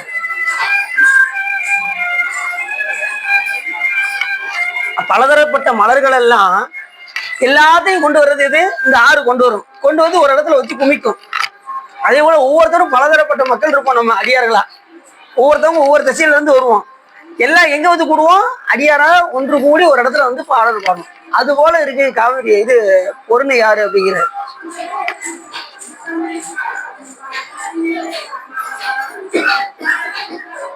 ஒளி பொருந்திய அதுக்கப்புறம் என்ன பண்ணாரா, அவரை மந்திரி ஆக்குனது மட்டும் இல்லாம அவருக்கு என்ன சிறப்பு செஞ்சாராம் அறிவத்திர பாண்டிய மன்னன், ஒளி பொருந்திய நவரத்ன ஆபரணம். யாருக்கு? திருவாதூரடிகளுக்கு. பொன்னாடை, கொட்டவன் மதிக்குடை. மந்திரிக்கு என்ன செய்யணும், இந்த சிறப்புல செய்யணும். இப்ப முதல் மந்திரியா இருக்கவங்களுக்கு என்னென்ன சிறப்பு செய்யறாங்க. இப்ப முதல் மந்திரி யாருன்னு தெரியுமா உங்களுக்கு? அவருக்கு என்ன செய்யறாங்க, அவங்க செய்ய வேண்டிய மரியாதை என்ன செய்வாங்க, முத்து, சிவிகை, அழகு விளங்கும் சாமரம். அவருக்கு சாமரம்லாம் வீசினாங்க. யானை என்னும் இவைகளையும் பரிசாக கொடுத்தவன் யாரு? அறிவத்திர பாண்டியன். யாருக்கு? மாணிக்கவாசகர். இப்படி நிறைய சிறப்புகள் செய்தார். அவரை மந்திரி ஆக்குனது மட்டும் இல்லாம சிறப்புகள் எல்லாம் செய்தார்.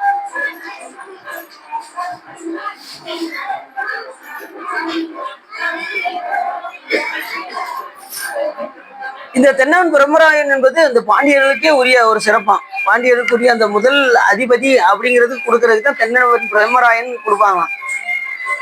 இந்த பாண்டிய மன்னர்களுக்குரிய ஒரு சிறப்பு. மந்திரியாய அதிகாரத்தை பெற்ற நற்புகழுடைய திருவாதூரர் இந்த செல்வம் போல் தமக்கு கிடைத்த செல்வங்களை பெற்றார் போல இன்புற்று படைக்கூட்டங்கள் சூழ நட்சத்திர கூட்டங்களோடு ஆகாயத்திலிருந்து இறங்கி நிலத்தின் கண் வந்திருக்கும் வெண்மையாகிய நிறவேதியை ஒத்து இருந்தார். இப்ப இவருக்கு எப்படி இருந்ததா, நட்சத்திர கூட்டங்களா இறங்கி வந்து எப்படி இருக்குமோ அது போல இவரை சுத்தி படைகள் எல்லாம் இருந்ததுதான். யாரை சுத்தி? திருவாதூரடியாளரை சுத்தி எல்லா படைபலங்களும் சுத்தி இருந்ததுதான். அது எப்படி நட்சத்திர கூட்டங்கள் கீழே இறங்கி மண்ணுலகத்தில் வைக்கின்றதோ அது போல இருந்தது அப்படின்னு சொல்லி இந்த இடத்துல ஓமானம் சொல்றாரு. இந்திர செல்வம் போல இசைந்துள்ள இன்பம் எய்தி மந்திர தலைமை பூண்ட வன்புகழ் வாதவூரர் தந்திர தொகுதி சூழ தாரக வர்ண கணங்களோடும் அந்தரத்தில் இருந்து வன்மேல் அலர்ந்த வெண் மதியம் ஒத்தார். அந்த அளவுக்கு இருந்தாரா மாணிக்கவாசகர். அதுலயும் பாத்தீங்கன்னா இந்த நட்சத்திர கூட்டம்லாம் பாத்தீங்கன்னா மேல வந்து ஒரு 2 நட்சத்திரம் பக்கத்துல பக்கத்துல இருக்கும், பாத்தீங்கன்னா தெரியும். அது யாரும் தெரியுமா உங்களுக்கு? அருந்ததி. பக்கத்துல வசிஷ்ட மாமுனிவர். எத்தனையோ முனிவர் இருக்காங்க, எந்த முனிவருக்கு இல்லாத ஒரு தனிச்சிறப்பு வசிஷ்ட மாமுனிவருக்கு மட்டும். அவர் மட்டும் மனைவியை தவிர வேற எதையுமே நேசிக்கிறார். தன் மனைவி அருந்ததியை தவிர வேற எதையுமே நினைக்கிறார். அதே மாதிரி அருந்ததி கற்புக்கரசி, கணவராக தவிர வேற எதையுமே. அதனாலதான் கல்யாணம் முடிக்கும் போது அம்மி மிதிச்சு அருந்ததியை பார்க்க சொல்றாங்க. அது போல நான் கற்பில் சிறந்து விளங்குவேன் அப்படின்னு சொல்லி அந்த மணமகளுக்கு என்ன செய்வாங்க, அந்த அம்மி மிதிச்சு அருந்ததி பார்க்க சொல்லுவாங்க.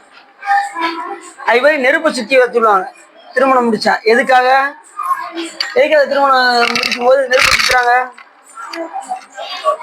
எதுக்கு நெருப்பு சுத்துறாங்க? கையை பிடிச்சி நெருப்பு சுத்தி வராங்களா? எதுக்காக சுத்தி வராங்க?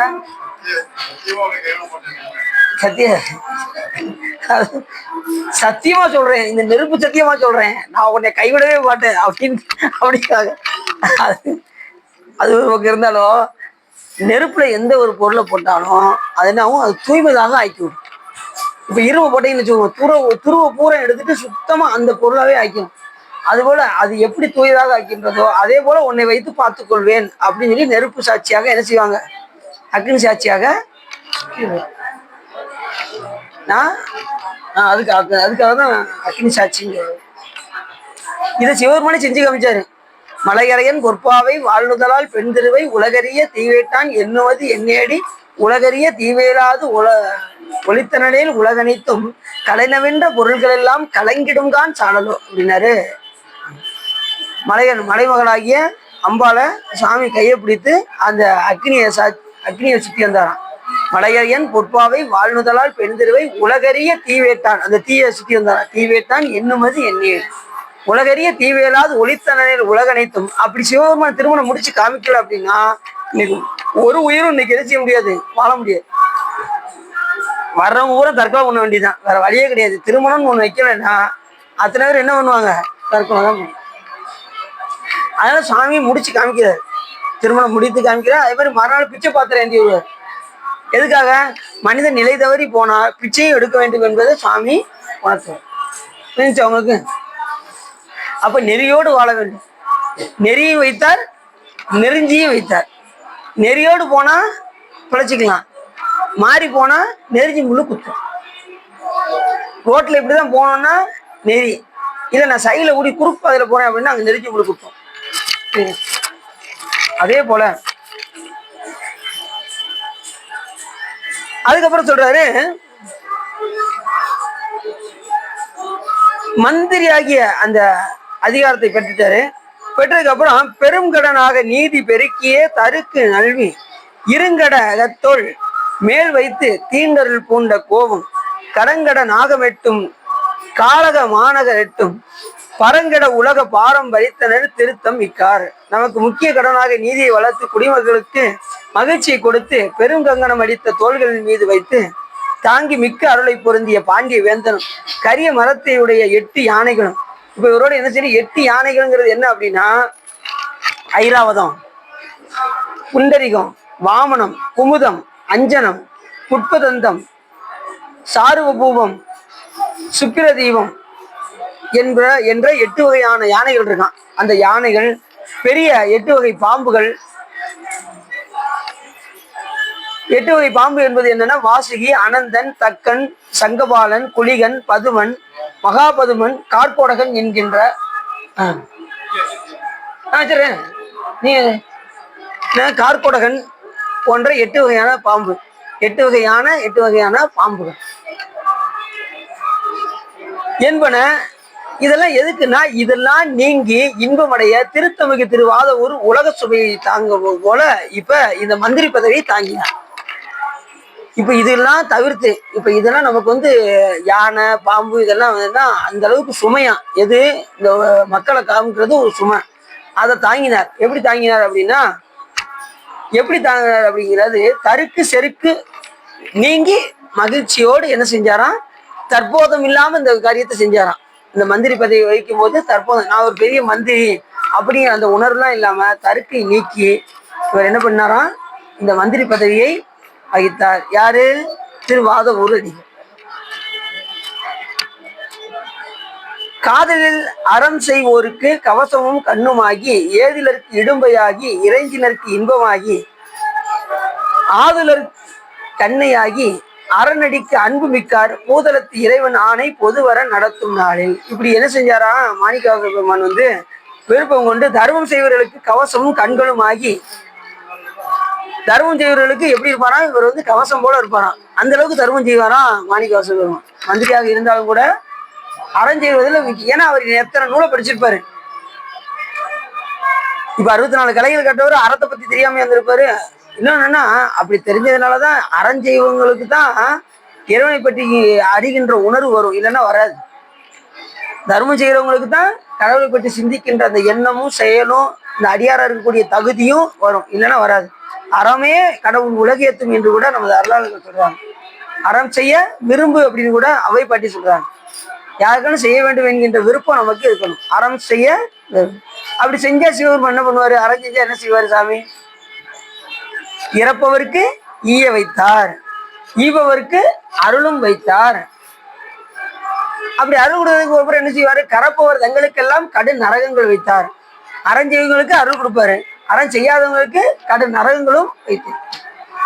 அப்ப நம்ம என்ன செய்யணும்? அறம் கண்டிப்பா செய்யணும். முதல்ல என்ன செய்யணும்னா செய்யறதுல ரெண்டாவது, முதல்ல அறம் செய்ய விரும்புதான் சொன்னாங்க. முதல்ல விருப்பப்படணும், யாருக்கும் கொடுக்கறதுக்கு.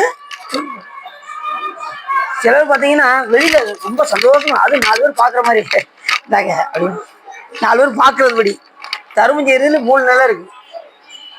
முதல்ல ஒருத்தர் போய் தர்மம் செய்வார், ரெண்டாவது ஒருத்தர் போய் தர்மம் செய்வார், மூணாவது ஒருத்தர் போய் தர்மம் செய்வார். ஆனா 3 பேர் செஞ்சதுல வித்தியாசம் இருக்கு.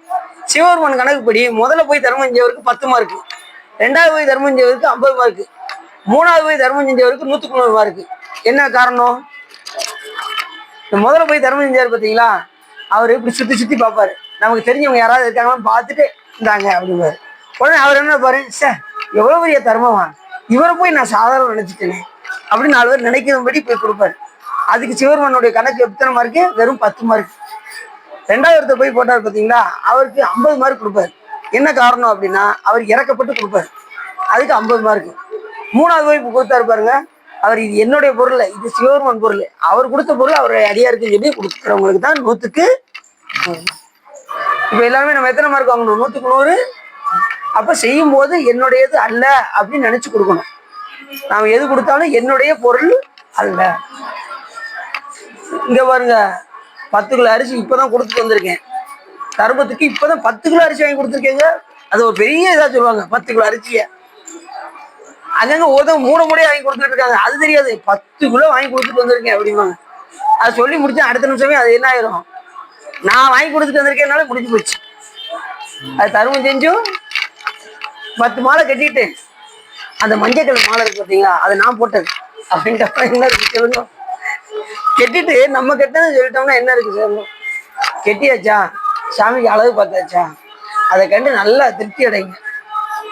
அது மாதிரி பாத்தீங்கன்னா அதுலயும் குறிப்பா யாரு மாலை கட்டியிருக்காங்கன்னா, இங்கேயும் நிறைய பேர் பார்த்துட்டேன், அவங்கவுங்க கெட்டினது மட்டும்தான் பாக்குறாங்க ஒழிய அடுத்தவங்க கெட்டது பார்க்கவே மாட்டேங்கிறாங்க. அது எவ்வளவு பெரிய குற்றம் தெரியுமா உங்களுக்கு? அதுலயும் அன்னைக்கு நான் மாலை போட்டுக்கிட்டு இருக்கேன், சிவா அந்த மேல இருக்கு பாருங்க அந்த மாலை, அதை எடுத்து அப்படி முன்னாடி எடுத்து விடுங்க அப்படின்னாங்க. எதுக்கு? அது நான் கட்டினது அப்படின்னாங்க.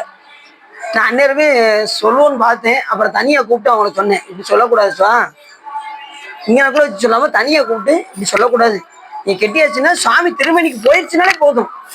திருமணிக்கு எங்க இருந்தா என்ன, சிரசுல இருந்தா என்ன, திருவடியில இருந்தா எங்கேயாவது ஒரு இடத்துல இருக்கலாம், அது பார்த்து சந்தோஷப்படுறத விட்டுட்டு அதை நான் கெட்ட மலை அப்படின்னா அவருக்கு அப்படி தெரியணும் சுவா அப்படின்னாங்க. அது பிரயோஜனம் தான் அவங்களுக்கு. அதனால கெட்டி கொடுத்தாச்சுன்னா நம்ம கடமை முடிஞ்சிச்சு. அதுக்கப்புறம் நீங்க முடிஞ்ச அளவுக்கு பார்த்து அதை பார்த்து என்ன செய்யுங்க, அளவுக்கு. அப்படி தர்மம் செய்வதற்கு கவசமும் கண்களும் ஆகி பகைவர்களுக்கு துன்பமாகி வழிபடுகின்றவர்களுக்கு இன்பமாகி வறியவருக்கு தாயாகி சிவபெருமானுடைய திருவடி கண் அன்பு மிகுந்த திருவாத ஊரர் அவ் அரசனது ஆணையின் பூமியின் கண் பொதுமை நீங்க நடத்தி வரும் காலத்தில் எப்படி இருந்தாரா, இப்படி இப்படி இந்த மந்திரி பொறுப்பை ஏற்றதுக்கு அப்புறம் சிவபெருமான் மேல் மிகுந்த அன்பு செலுத்தி கொண்டு வந்திருந்தார். ஏன்னா எல்லாத்தையும் படிச்சிருக்காரு, படிச்சு எது சிறப்புடையதுன்னு பார்த்து சிவபெருமானை வணங்குவதுதான் சிறப்பு. எப்படி சாக்கிய நாயனார் எல்லா நூல்களையும் கற்று அவர் வேற்று மதத்தில் இருந்தாலும் போது அவர் எல்லா நூல்களையும் கற்று கடைசி என்ன எதுல சிறந்து விளங்கினார்? சிவபெருமான் தான் முழுவதற் பொருள் என்று அறிந்து செய்வினையும் செய்வானும் அதன் பயனும் சேர்ப்பானும் அப்படிங்கிறத உணர்ந்து செய்யக்கூடிய வினை ஒன்று உண்டு, அது செய்யக்கூடிய உயிர்கள் ஒன்று உண்டு, அதுக்கு ஒரு பயன் உண்டு, அந்த பயனை எடுத்து கொடுப்பதற்கு இறைவன் ஒன்று உண்டு, விதித்த வகையால் சிவம் என்று உணர்ந்தார். யாரு? சாக்கிய நாயனார். அதே போல மாணிக்கவாசக பெருமான் 64 கலைகளையும் கற்று சிவபெருமான் தான் முழுமுதற் பொருள் என்பதை அறிந்து எப்படியாவது இந்த பிறவில வழிபாடு செய்ய வேண்டும் என்று பொதுவை நீங்க நடத்தி வரும் காலத்தில் இப்படி வழிபாடு செய்து கொண்டே இருந்தார். மந்திரி பதவி ஏற்றதுமே யாரை வழிபாடு பண்ணாரு? சிவபெருமான ஒவ்வொரு நிலையிலையும் நினைந்து வழிபாடு செய்து கொண்டே இருந்தார். அப்படி செய்யும் போது இப்ப என்ன ஆச்சு அப்படின்னா, பற்பல பொருட்களாக விரிந்த பாசத்தையும் அப்பாசத்தினால் பாதிக்கப்பட்ட பிறவி வேறுபாடான உடம்பு உயிர் எடுக்கும் ஆறும் அற்புதமான போகங்களையும் கொடுத்து அருளோடு மேலாகிய சிவபெருமான் நடத்தும் முறைமையை சைவ ஆகமங்களில் அறிய தொடங்கினார். இப்படி ஒவ்வொரு நூல்களை எடுத்து பார்க்கும்போது, சைவ நூல்களை எடுத்து படிக்கும் போது சிவபெருமானுடைய அந்த அரும்பெரும் செயல்களை எல்லாம் படித்து சைவ ஆகமங்களில் என்ன கூறப்பட்டிருக்கிறது என்பதை ஒவ்வொன்றா பார்த்து அறிய தொடங்கினார் திருவாதவருடையர்களாக விளங்கக்கூடிய மாணிக்கவாசகர். அவரு எல்லாத்தையும் கற்று பார்க்கிறார், சைவ சமயத்தை பார்க்கிறார். சைவத்தின் மேல் சமயம் வேறில்லை, அதில் சார் சிவமாம். தெய்வத்தின் மேல் தெய்வம் வேறு இல்லனும் நான்மறை செம்பொருள் வாய்மை வைத்த சீர்திரு தேவாரமும் திருவாசகமும் உயிரை தர செய்த நால்வர் பொற்றால் எம் உயிர் துணையே அப்படின்னா அணிஞ்சிருப்பார்ல, அவர் காலத்துல அணிஞ்சிருப்பார்ல. சைவ சமயமே சமயாதீத பலப்பொருள் கைவந்திடவே மண்டில் வெளி காட்டும் இந்த கருத்தை விட்டு பொய் வந்துள்ளம் சமய நெறி புகுத வேண்டாம், முக்தி தரும் தெய்வ சபையை காண்பதற்கு சேரவாரும் ஜெகத்திரே இதெல்லாம் அணிஞ்சிருப்பார். புறச்சமை நன்றும் அகச்சமைக்கும் புகழ் விருதி வழிகுள் என்றும் ஆச்சிரம் அறத்துறைகள் அவை அடைந்தும் அருங்கலைகள் பல கற்றும் அரும் தவங்கள் பல புரிந்தும் ஆரணங்கள் படித்தும் சிறப்புடைய புராணங்களை உணர்ந்தும் வேத சிறப்பொருளை மிகவும் தெளிந்து சென்றால் ஒருத்தர் சைவத்திரத்தை அடைவார். இதெல்லாம் என்ன செய்யறாரு? மாணிக்கவாசகர் அறிகிறாரு, ஒன்னொன்னா பார்த்து படிச்சுக்கிட்டே இருக்காரு. அவர் சொன்ன விஷயத்துல ஒண்ணு என்ன அப்படின்னா, உற்றாரை யான் வேண்டேன், ஊர் வேண்டேன், பேர் வேண்டேன், கற்றாரையும் யான் வேண்டேன்னாரு. படிச்சுட்டே இருந்தாலும் என்ன செய்ய முடியாது? இறைவனை அடைய முடியாது. அதன்படி நடக்கிறவங்க தான் இறைவனை அடைய முடியும். படிக்கணும், நிறைய படிக்கணும். நூல் அறிவு கொண்டு நுழைவின் அப்படிங்கிறாரு. நூல் அறிவு கொண்டு நுழையணும் இறைவனை. ஆனா அதுவே கடைசி வரைக்கும் வாழ்நாள முடிச்சிடக்கூடாது. படிச்சுக்கிட்டே வாழ்க்கையிலேயே ரசிச்சிடக்கூடாது, முடிச்சிடக்கூடாது. அப்ப அதை கற்றபடி நடக்கணும். அதுலதான் விஷயம் இருக்கு. கற்றாரையும் யான் வேண்டேன், கற்பனவே இனி அமையும். கற்றது போதும், நீ என்ன செஞ்சிரு? வழிபாடு பண்ண ஆரம்பிச்சிருன்னு. கற்பனவே இனி அமையும் குற்றால தமந்துரையும் கூத்தா உன் குறைகளற்கே கற்றாவின் மனம் போல கசிந்து உருக வேண்டுவனே. அப்ப சாமிகிட்ட என்ன கேட்கணும்? கசிந்து ஊருகும்படி. அது எப்படி? கற்றாவின் மனம் போல கசிந்து உருக. கன்று பசு இருக்கு பார்த்துருக்கீங்களா? கன்றை ஈன்ற பசு என்ன செய்யும்? கன்றை கண்டு இந்த தாய் பசு அப்படியே ஏங்கும், அன்புல ஏங்கும். கன்றை ஈண்டுட்டு இந்த தாய் பசு எப்படி ஏங்கும். அது போல நாம சிவபெருமான்ட்ட எப்படி இருக்கும்? ஏங்கணும். அவன் மேல நமக்கு அன்பு வராதா? அன்பை நம்ம எப்ப பெற போறோம் அப்படின்னு அந்த தாய் பசு எப்படி கன்றை பார்த்து ஏங்குதோ அது போல சிவபெருமான் பார்த்து நம்ம ஏங்கணும். இப்ப கன்று யாரு, பசு யாரு? சொல்லுங்க பாப்போம். இப்ப கேட்டீங்களா, கன்று யாரு, பசு யாரு? கிடையாது, கிடையாது. நாம பசு, சிவபெருமான் கன்று, கண்ணுக்குட்டி சாமி. எப்படி கன்றை ஈன்றதோ அந்த தாய் பசு அப்படியே ஏங்குதோ அது போல சிவபெருமானை பார்த்து நாம ஏங்கணும். எது போல சில இடங்கள்ல சிவபெருமான குழந்தை ஆக்கிடணும். அப்படின்னா அன்பு வரும், இல்லைன்னா வராது.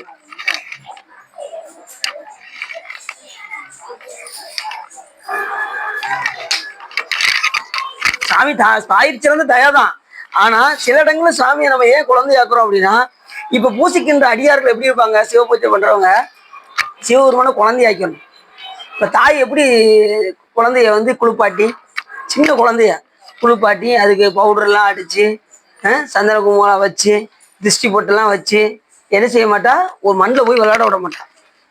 தாய் எப்படி செய்வாள்ல? நல்லா அலங்காரம் பண்ணிட்டு பிள்ளைய மண்ணில் போய் நல்லா விளையாடு தம்பி அப்படின்னு சொல்லுவாங்களா? சொல்ல மாட்டாங்க.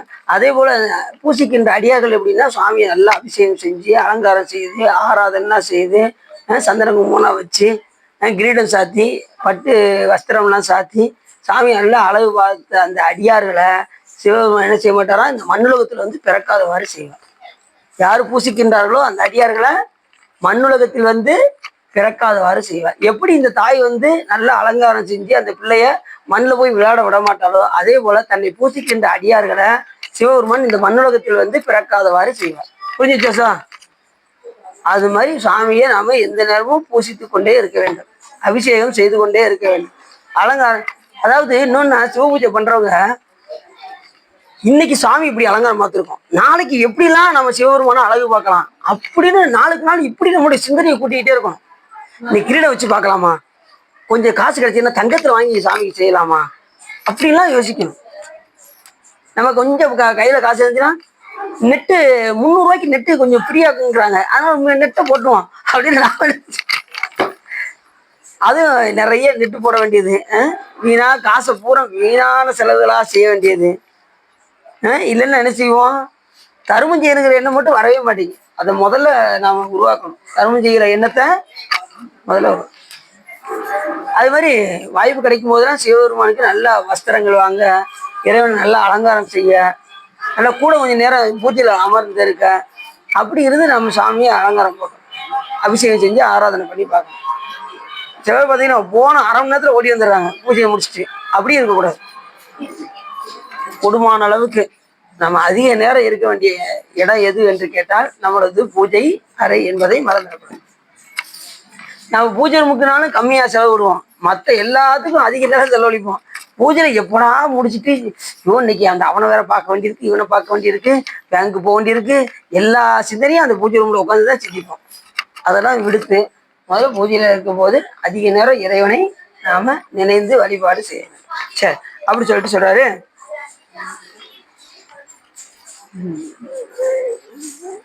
உயிரானது அழுக்கற்ற மனம் காரணமாக எல்லா உடம்புகளோடும் கூடி பிறந்து மீள இறந்திடும் என்று இறங்கி கொடிய வெயிலின்கண் சுருண்டு வருந்தினவர் நிலையாகிய நிழலை விரும்புமாறு மானையும் மழுவையும் தாங்கிய சிவபெருமானிடத்து பேரன்பு உடையவராக ஆயினார் பாதவடிகள். ஏன்னா எப்படி வெயில் அடிச்சா சுருண்டு உழுகிறோமோ அது போல இந்த பிறவிங்கிற கடல்ல நம்ம என்ன செய்யறோம், சுருண்டு விழுந்துகிட்டு இருக்கோம். வெயில் அடிக்கிறவனுக்கு என்ன வேணும், அவனுக்கு நிழல் தேவை. வெயில் சுள்ளுன்னு அடிச்சுன்னு வச்சுக்கோங்க, அவங்க எதை விரும்புவாங்க, நிழல். எங்கா நிழல் இருக்கும், எங்கேயாவது மரம் இருக்குமா, உடனே போய் ஒதுங்க, கால் சுட்டு கொசிக்கு எடுக்கும், வேகம் எங்க ஓடுவோம், மரம் நிழல் இருக்கும். அதே போலதான் இந்த தர்மம் செய்யறதுக்கு என்ன பார்த்தீங்களா, ஒரு கணவன் மனைவி 2 பேரும் இருந்தான். இந்த மனைவி 10 பைசா செய்ய மாட்டாங்க, இந்த கணவன் தான் நல்ல தர்மம் செய்வேன். இந்த அம்மா என்ன நினைச்சாங்க, நிறைய நாம சேர்த்து வைக்க சொல்லுவோம், கடைசி காலத்துக்கு நமக்கு உதவும், சுட்ட மிச்சப்படுத்தணும்னு சொல்லி தர்மமே செய்யறது இல்லை. எது இந்த அம்மா, இவர் அதை தெரியாம எடுத்து இவர் என்ன பண்ணுவாரு, நல்லா தர்மமா செஞ்சுக்கிட்டு இருந்தாரு. ஒரு நாள் என்ன ஆச்சு, அவங்க அம்மாவுக்கு உடம்பு முடியல. யாருக்கு, இந்த அம்மாவுக்கு உடம்பு முடியல. உடனே இவர் என்ன பண்ணாரு, நேரா ஆட்டோவை பிடிச்சிட்டு வாங்கன்னாரு. ஆட்டோ இல்லை, நடந்துதான் போகணும் வா அப்படின்னு இவர் அந்த அம்மாவுக்கு உணர்த்துறதுக்காக இவர் என்ன பண்ணாரு, நடந்து கூட்டு போனார் அந்த அம்மாவை. வெயில், சரியான வெயில், சுட்டு பொசிக்கு எடுக்குது. உடனே இந்த அம்மா சொல்லிச்சு, வெயில் தாங்க முடியல, ஏதாவது நிழல் பாருங்க, இந்த ஒரு நிழல் இந்த இருக்குல்ல அப்படின்னாராம்.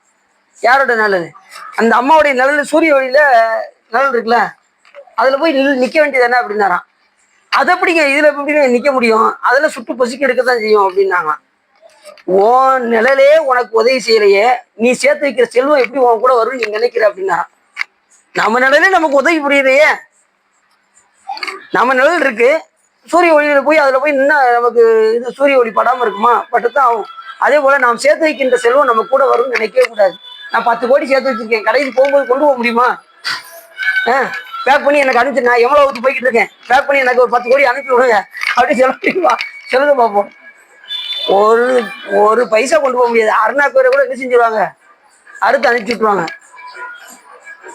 நம்ம நிழலே நமக்கு துணை செய்ய மாட்டேங்க, அப்புறம் எப்படி நம்ம சேர்த்து வைக்கிற செல்வம் நம்ம கூட வரும்னு நம்ம நினைக்க முடியாது. அது போல இப்படி மாணிக்கவாசக பெருமான் என்ன பண்ணாரு, சிவபெருமான் மேல் பேரன்பு கொண்டார். இப்ப வெயில் அடிக்கிறவங்க எப்படி நிழலை தேடுவார்களோ அதே போல இந்த வெயில் போல இருப்பது இந்த பிறவி. இந்த பிறவில இருந்து தப்புவதற்கு நிழல் வேண்டும். அது எந்த நிழல், சிவபெருமானுடைய திருவடி நீழல் என்பதை உணர்ந்தார். யாரு, வாதூர்வடிகளாக விளங்கக்கூடிய மாணிக்கவாசகர். அப்படி பாத்தீங்கன்னா இந்த இதுல வந்து மீமாம்ச மத்தர்களாகிய தேவதாரு இரடிகள் அபிச்சார வேள்வியில் எழுப்பி ரெண்டாவது சிவபெருமான் மேல இவருக்கு எப்படி அன்பு வந்துச்சான். சிவபெருமான் கையில வச்சிருக்காரு மான் மழு. அவ்விய மனத்தினாலே அனைத்து உருவங்கள் கூடி இவ்வுயர் பிறந்து இறந்துடும் என்று இறங்கி வெவ்வியில் வருந்த புற்றார் வெள்ளியில் விரும்புவோருக்கு நவ்விய மழுவேந்தும் இந்த மழுவேந்தும் நம்பனுக்கு அன்பு பிக்கார். இப்ப சிவபெருமான் வந்து அந்த தாருகாவனத்து முனிவர்கள் எல்லாம் பெரிய வேள்வி செஞ்சாங்க. சிவபெருமானை வெறுத்து, அதாவது கடவுள்லாம் ஒண்ணு கிடையாதுங்க, எது செஞ்சாலும் வேள்வினால் பெறலாம், கடவுள்லாம் ஒண்ணு கிடையாது அப்படின்னு சொல்லி என்ன பண்ணாங்க, வேள்வி நடத்தினார்கள். அப்படி வேள்வி நடத்தும் போது சிவபெருமான் அவர்களுக்கு உணர்த்துவதற்காக சாமி பிச்சாடன வடிவம் கொண்டு வந்தார். அதுலயும் அந்த தாருகாவனத்து முனிவர்களுடைய மனைவிகள் எல்லாம் தர்ம பத்தினிகள். சிவபெருமானுடைய அழகை கண்டு அத்தனை பத்தினிகளும் சிவபெருமான் பின்னாடி போக ஆரம்பிச்சிட்டாங்க.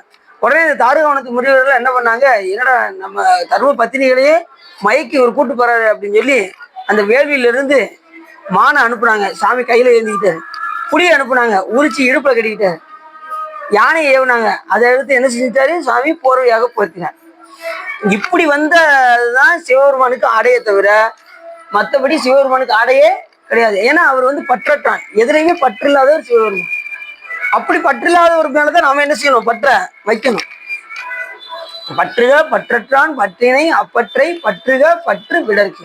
அந்த பற்றற்றான் மேல் ஆகிய சிவபெருமான் மேல் பற்று வைத்தால் இந்த உலக பற்றெல்லாம் தானாக நீங்கிவிடும். இதை பார்த்தா சிவபெருமான் மேல பேரன்பு வந்துச்சான். யாருக்கு, மாணிக்கவாசகருக்கு. ஆனா சிவபெருமான் அருள் ஒவ்வொருத்தரும் பார்த்தீங்கன்னா ஒரு அருட்செயல்களை ஞானிகள்லாம் நினைத்து நினைத்து என்ன செய்வாங்க, அந்த நாமத்தை பிடித்து கொண்டு வழிபாடு செய்வாங்க. சில பேர் அந்த ஏதாவது ஒரு செயல் வந்து நம்மளை வந்து ரொம்ப மகிழ்ச்சி ஏற்படுத்தும். அதனால நம்ம என்ன செய்வோம், சிவபெருமான் மேல அன்பு கொண்டு அப்படியே உள்ள வருவோம் வழிபாட்டுக்குள்ள. இப்ப திருநீலகண்டனை எடுத்துட்டீங்கன்னா அந்த சாமி எல்லா உயிர்களுக்காக நஞ்சை உண்டாருப்பாங்க. அதை மனசுக்குள்ள நினைச்சிட்டு தான் எப்படி உள்ள வழிபாட்டுக்குள்ள வந்தார். யாரு, திருநீலகண்டன். திருநீலகண்டம் திருநீலகண்டம் சொல்ல ஆரம்பிச்சார். அதே மாணிக்கவாசக பெருமான் அந்த மான்மழுவை தாங்கி இருந்தார் பாருங்க. இந்த தாருகாவனத்து முனிவர்களுக்காக சுவாமி பாடம் கற்பித்தார். இதை எண்ணி சிவபெருமான் தான் முழுமுதற் பொருள் என்று அறிந்து சிவபெருமான் மேல் பேரன்பு கொண்டார் அப்படின்னு சொல்றாரு. புரிஞ்சா, மழுவேந்திய பெருமான் மேலே பேரன்பு கொண்டார் மாணிக்கவாசகர். திருவாதவூர் அடிகள் என்னும் மாணிக்கவாசகர். கொடிய வினைகளினாலே பாசம் நீங்காது பிறவியாகிய சிறையில் பட்டு உலரும் ஆன்மாக்களை எல்லாம் நோக்கி உலக வாழ்வில் ஒரு பயனும் இல்லை என்பதை தெளிந்து, அப்ப இந்த உலக இன்பம் வந்து பயன் தராது என்பதை தெளிந்து கூத்தாடுகின்றவர் உண்மைத்தன்மை.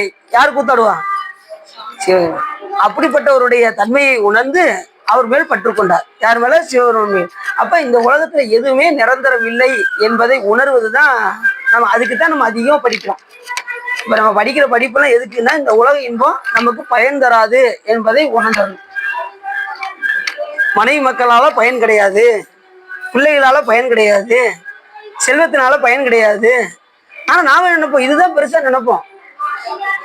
ஊரும் சதம் இல்ல, நம்ம வாழக்கூடிய ஊரு நிரந்தரம் கிடையாது. இன்னைக்கு இருக்கிற மாதிரி நாளைக்கு இந்த ஊர் இருக்காதுன்னு சொல்ல முடியாது. இதுக்கு முன்னாடி இந்த ஊர் எப்படி இருந்துச்சு, ஒரு காலத்துல காடா இருந்தது, இப்ப ஊரா இருக்கு. அப்ப ஊரும் சதம் அல்ல.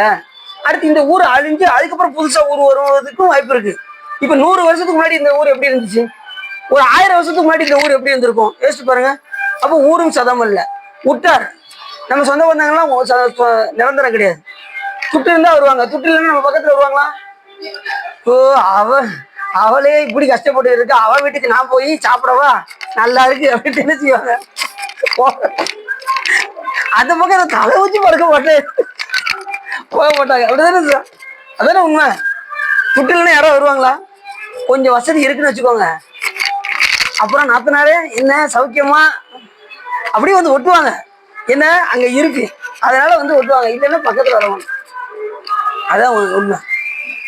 உற்றா சதம் இல்ல, ஊரும் சதம் இல்ல, உற்றா சதம் இல்ல, உற்று பெற்ற பேரும் சதம் இல்ல. பேர் இருக்கிற வரைக்கும், இறந்தாச்சுன்னா அடுத்த நிமிஷம் பேரை மாத்திடுவாங்க. பாடி எப்பங்க தூக்க போறீங்க அப்படிதானே சொல்லுவாங்க. பேரை சொல்லுவாங்களா? பேர் அந்த நிமிஷம் போயிடும். பேரை நீக்கி பின்ன வேணா பேரிடுவார்கள். என்னப்பா இது, குப்புசாமி எப்பப்பா தூக்க போறீங்க அப்படின்னு சொல்லுவாங்க. குணத்தை காலத்துக்கு தூக்குங்கப்பா, நாருதுப்பா, 2 நாளா வச்சுக்கிட்டு இருக்கீங்க, தூக்குங்கப்பா அப்படிம்பாங்க. அவங்களால இருக்க முடியும். அதனால பேரும் போயிடும்.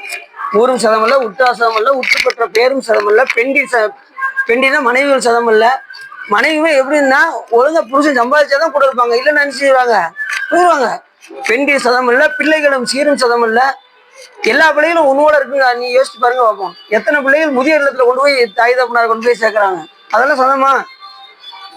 நல்ல அன்பா இருந்தா இருக்கும், இல்லைன்னா அந்த பிள்ளைகளும் இருக்கிறதுக்கான வாய்ப்பு இல்லை. அதுவும் இணைப்பெயன் கூட்டி வித்தால் உங்களோடு இருக்கும், இல்லைன்னா அதுவும் பிள்ளைகளும் சீரும் சதம் அல்ல, செல்வம் நாம் சேர்த்து வைக்கின்ற செல்வம் சதம் அல்ல. இன்னைக்கு நம்ம கிட்ட இருக்கிற அந்த 10 ரூபா நாளைக்கு வேற ஆளுக்கு நாளைக்கு போயிடும்.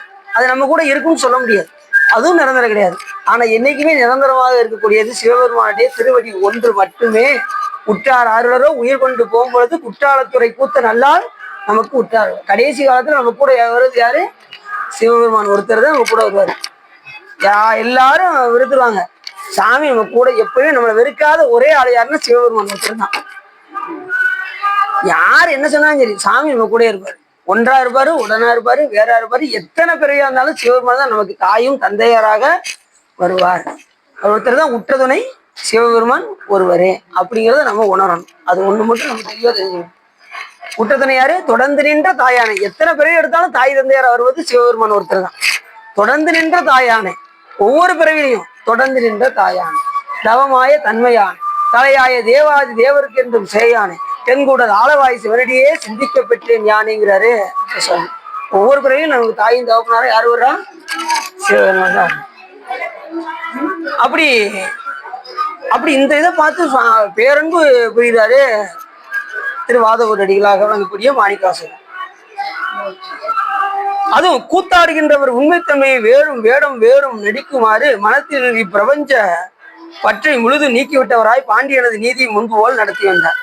முன்பு போல சாமி மேல பேரன்பு கொண்டு அந்த அமைச்சர் பதவியை நடத்தி கொண்டே வந்து கொண்டிருந்தார் அப்படின்னு சொல்றாரு. நான் ஒரு 5 நிமிஷம் முடிச்சுக்கலாமா? ஒரு 5 நிமிஷத்துல இதை மட்டும் போச்சு. மரத்தோடி புவியின் கண் அவதாரம் செய்த அந்தணன் முதல்வராகிய திருவாதவூர் உன் பொருளை தரும் மெய்யுணர்வாகிய அதிதீவிர பக்குவத்தை அடைந்து மேலாகி 5 எழுத்தும் ஓரெழுத்துமாய் விளங்கும் மேலான சிவத்தை போதிக்கும் ஞானாசிரியருடைய திருவடிகளை சென்று கூடுதல் வேண்டும் என்று தம்முள் சிந்தித்து இப்ப ஒரு நல்ல குருநாதர் நமக்கு வேண்டும் என்று விரும்பினார். இப்ப இதுல தான் அவருக்கு என்ன ஆகுது?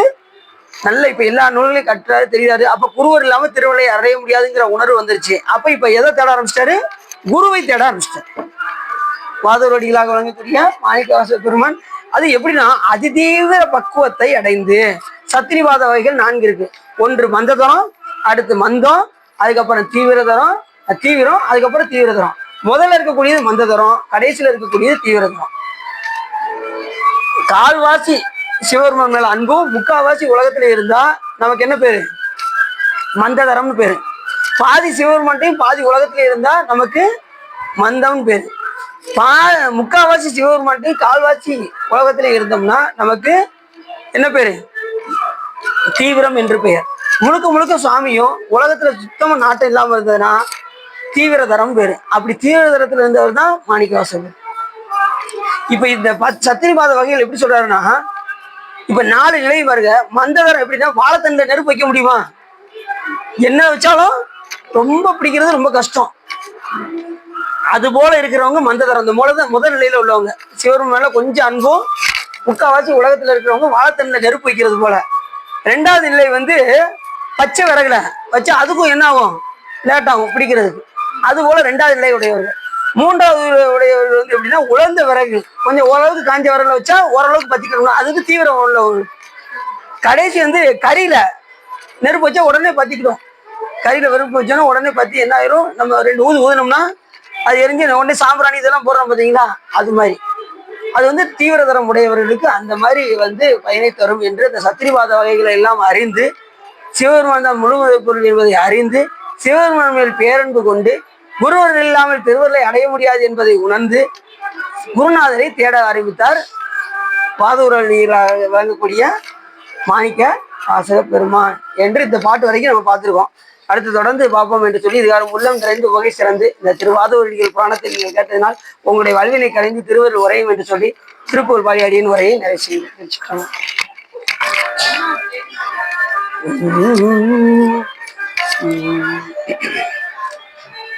என்ன பாடுவாங்க? ஆறுமுகம் ஆறுமுகம் ஆறுமுகம் ஆறுமுகம் ஆறுமுகம் என்று போதி ஆகமணி மாதவர்கள் பாதமலர் சூடும் அடியார்கள் பதமே துணையதென்று நாளும் ஏறுமையில் வாகன குகா சரவணாயனது ஈசன் எனமான முயர் என்று மோதும் ஏழைகள் வியாகுல ஏத என வினாவில் உனை ஏவர் புகழ்வார் மறையும் என் சொல்லாதோ நீருபடு மாலை பொறு மேனியவ வேல நீ நீலமயிலாக உமை தந்த வேலே நீசர் கடமோடனது தீவினை எல்லாம் அடிய நீடு தனிவேவிடும் மடங்கள் வேளா சீறி வரும் ஆற உண்ணும் ஆவி உண்ணும் ஆணை முக தேவர் துணைவா சிகரி அண்டர் கூடம் சேருமலகார் பழனி வாழ்குமரனே பிரம தேவர் வரதா முருகா தம்பிரானே ஆறுமுகம் ஆறுமுகம் ஆறுமுகம் ஆறுமுகம் ஆறுமுகம் என்று போதி கைலாய பரம்பரை சிவஞான போத நெறி காட்டும் என்னை பயில்வாய்மை கண்டான் தந்ததிக்கு ஒரு விஞ்ஞான பானுவாகி குயிலாடும் பொழில் திருவாவூர் வாழ்க்கை நமச்சிவாய தேவன் சைலாதி மரபுரையோன் திருமரபு நீடூழி தடக மாதம் பவப்பெரும் கடலை கடந்தெழுதற்கு பரமன் வகுத்த அருள்நறியை போப்புடன் உயிர்கள் கடைபிடித்து உயவும் துரசை ஆதீனத்தில் தவப்பிரகாசன் தரணியில் எங்கும் தன்னருள் செங்கோல் உச்சியம் சிவப்பிரகாச தேசிகன் மலத்தால் செடியில் கொண்டு போட்டதுமே வான்முகில் வளாதிமிக மணிவளம் சுரக்க மன்னன் கோன்முறை அரசு செய்ய குறைவில்லா தீர்கள் வாழ்க நான்முறை அறங்கள் ஓங்க நற்றமும் வேள்விமல்க மேன்மைகள் சைவ நீதி விளங்குக உலகமெல்லாம் மையம் நீடுக மாமலை பண்ணுக மெய் விரும்பிய அன்பர் விளங்குக சைவ நன்னறிதான் தலை தொங்குக தெய்வன் திருநீர் சிறக்குவே திருச்சிற்றம்பலம் பார்வதி பதையே அழகமுகம் தென்னாளுடைய சிவனே போற்றி எந்நாட்டவர்க்கும் இறைவா வெற்றிவேல் முருகனுக்கு அரோகரா திருச்சிற்றம்பலம் தில்லையம்பலம் பொன்னம்பலம் அருணாச்சலம் ஏகாம்பரம் ஐயாரா ஆறுலா தியாகேஸ்வரம் அமைச்சிருக்கு யாராவது ஒரு அமைச்சிருக்கீங்களா சார் யாராவது ஒரு காத்திருக்கீங்களா நீங்க சேப்பு சென்ற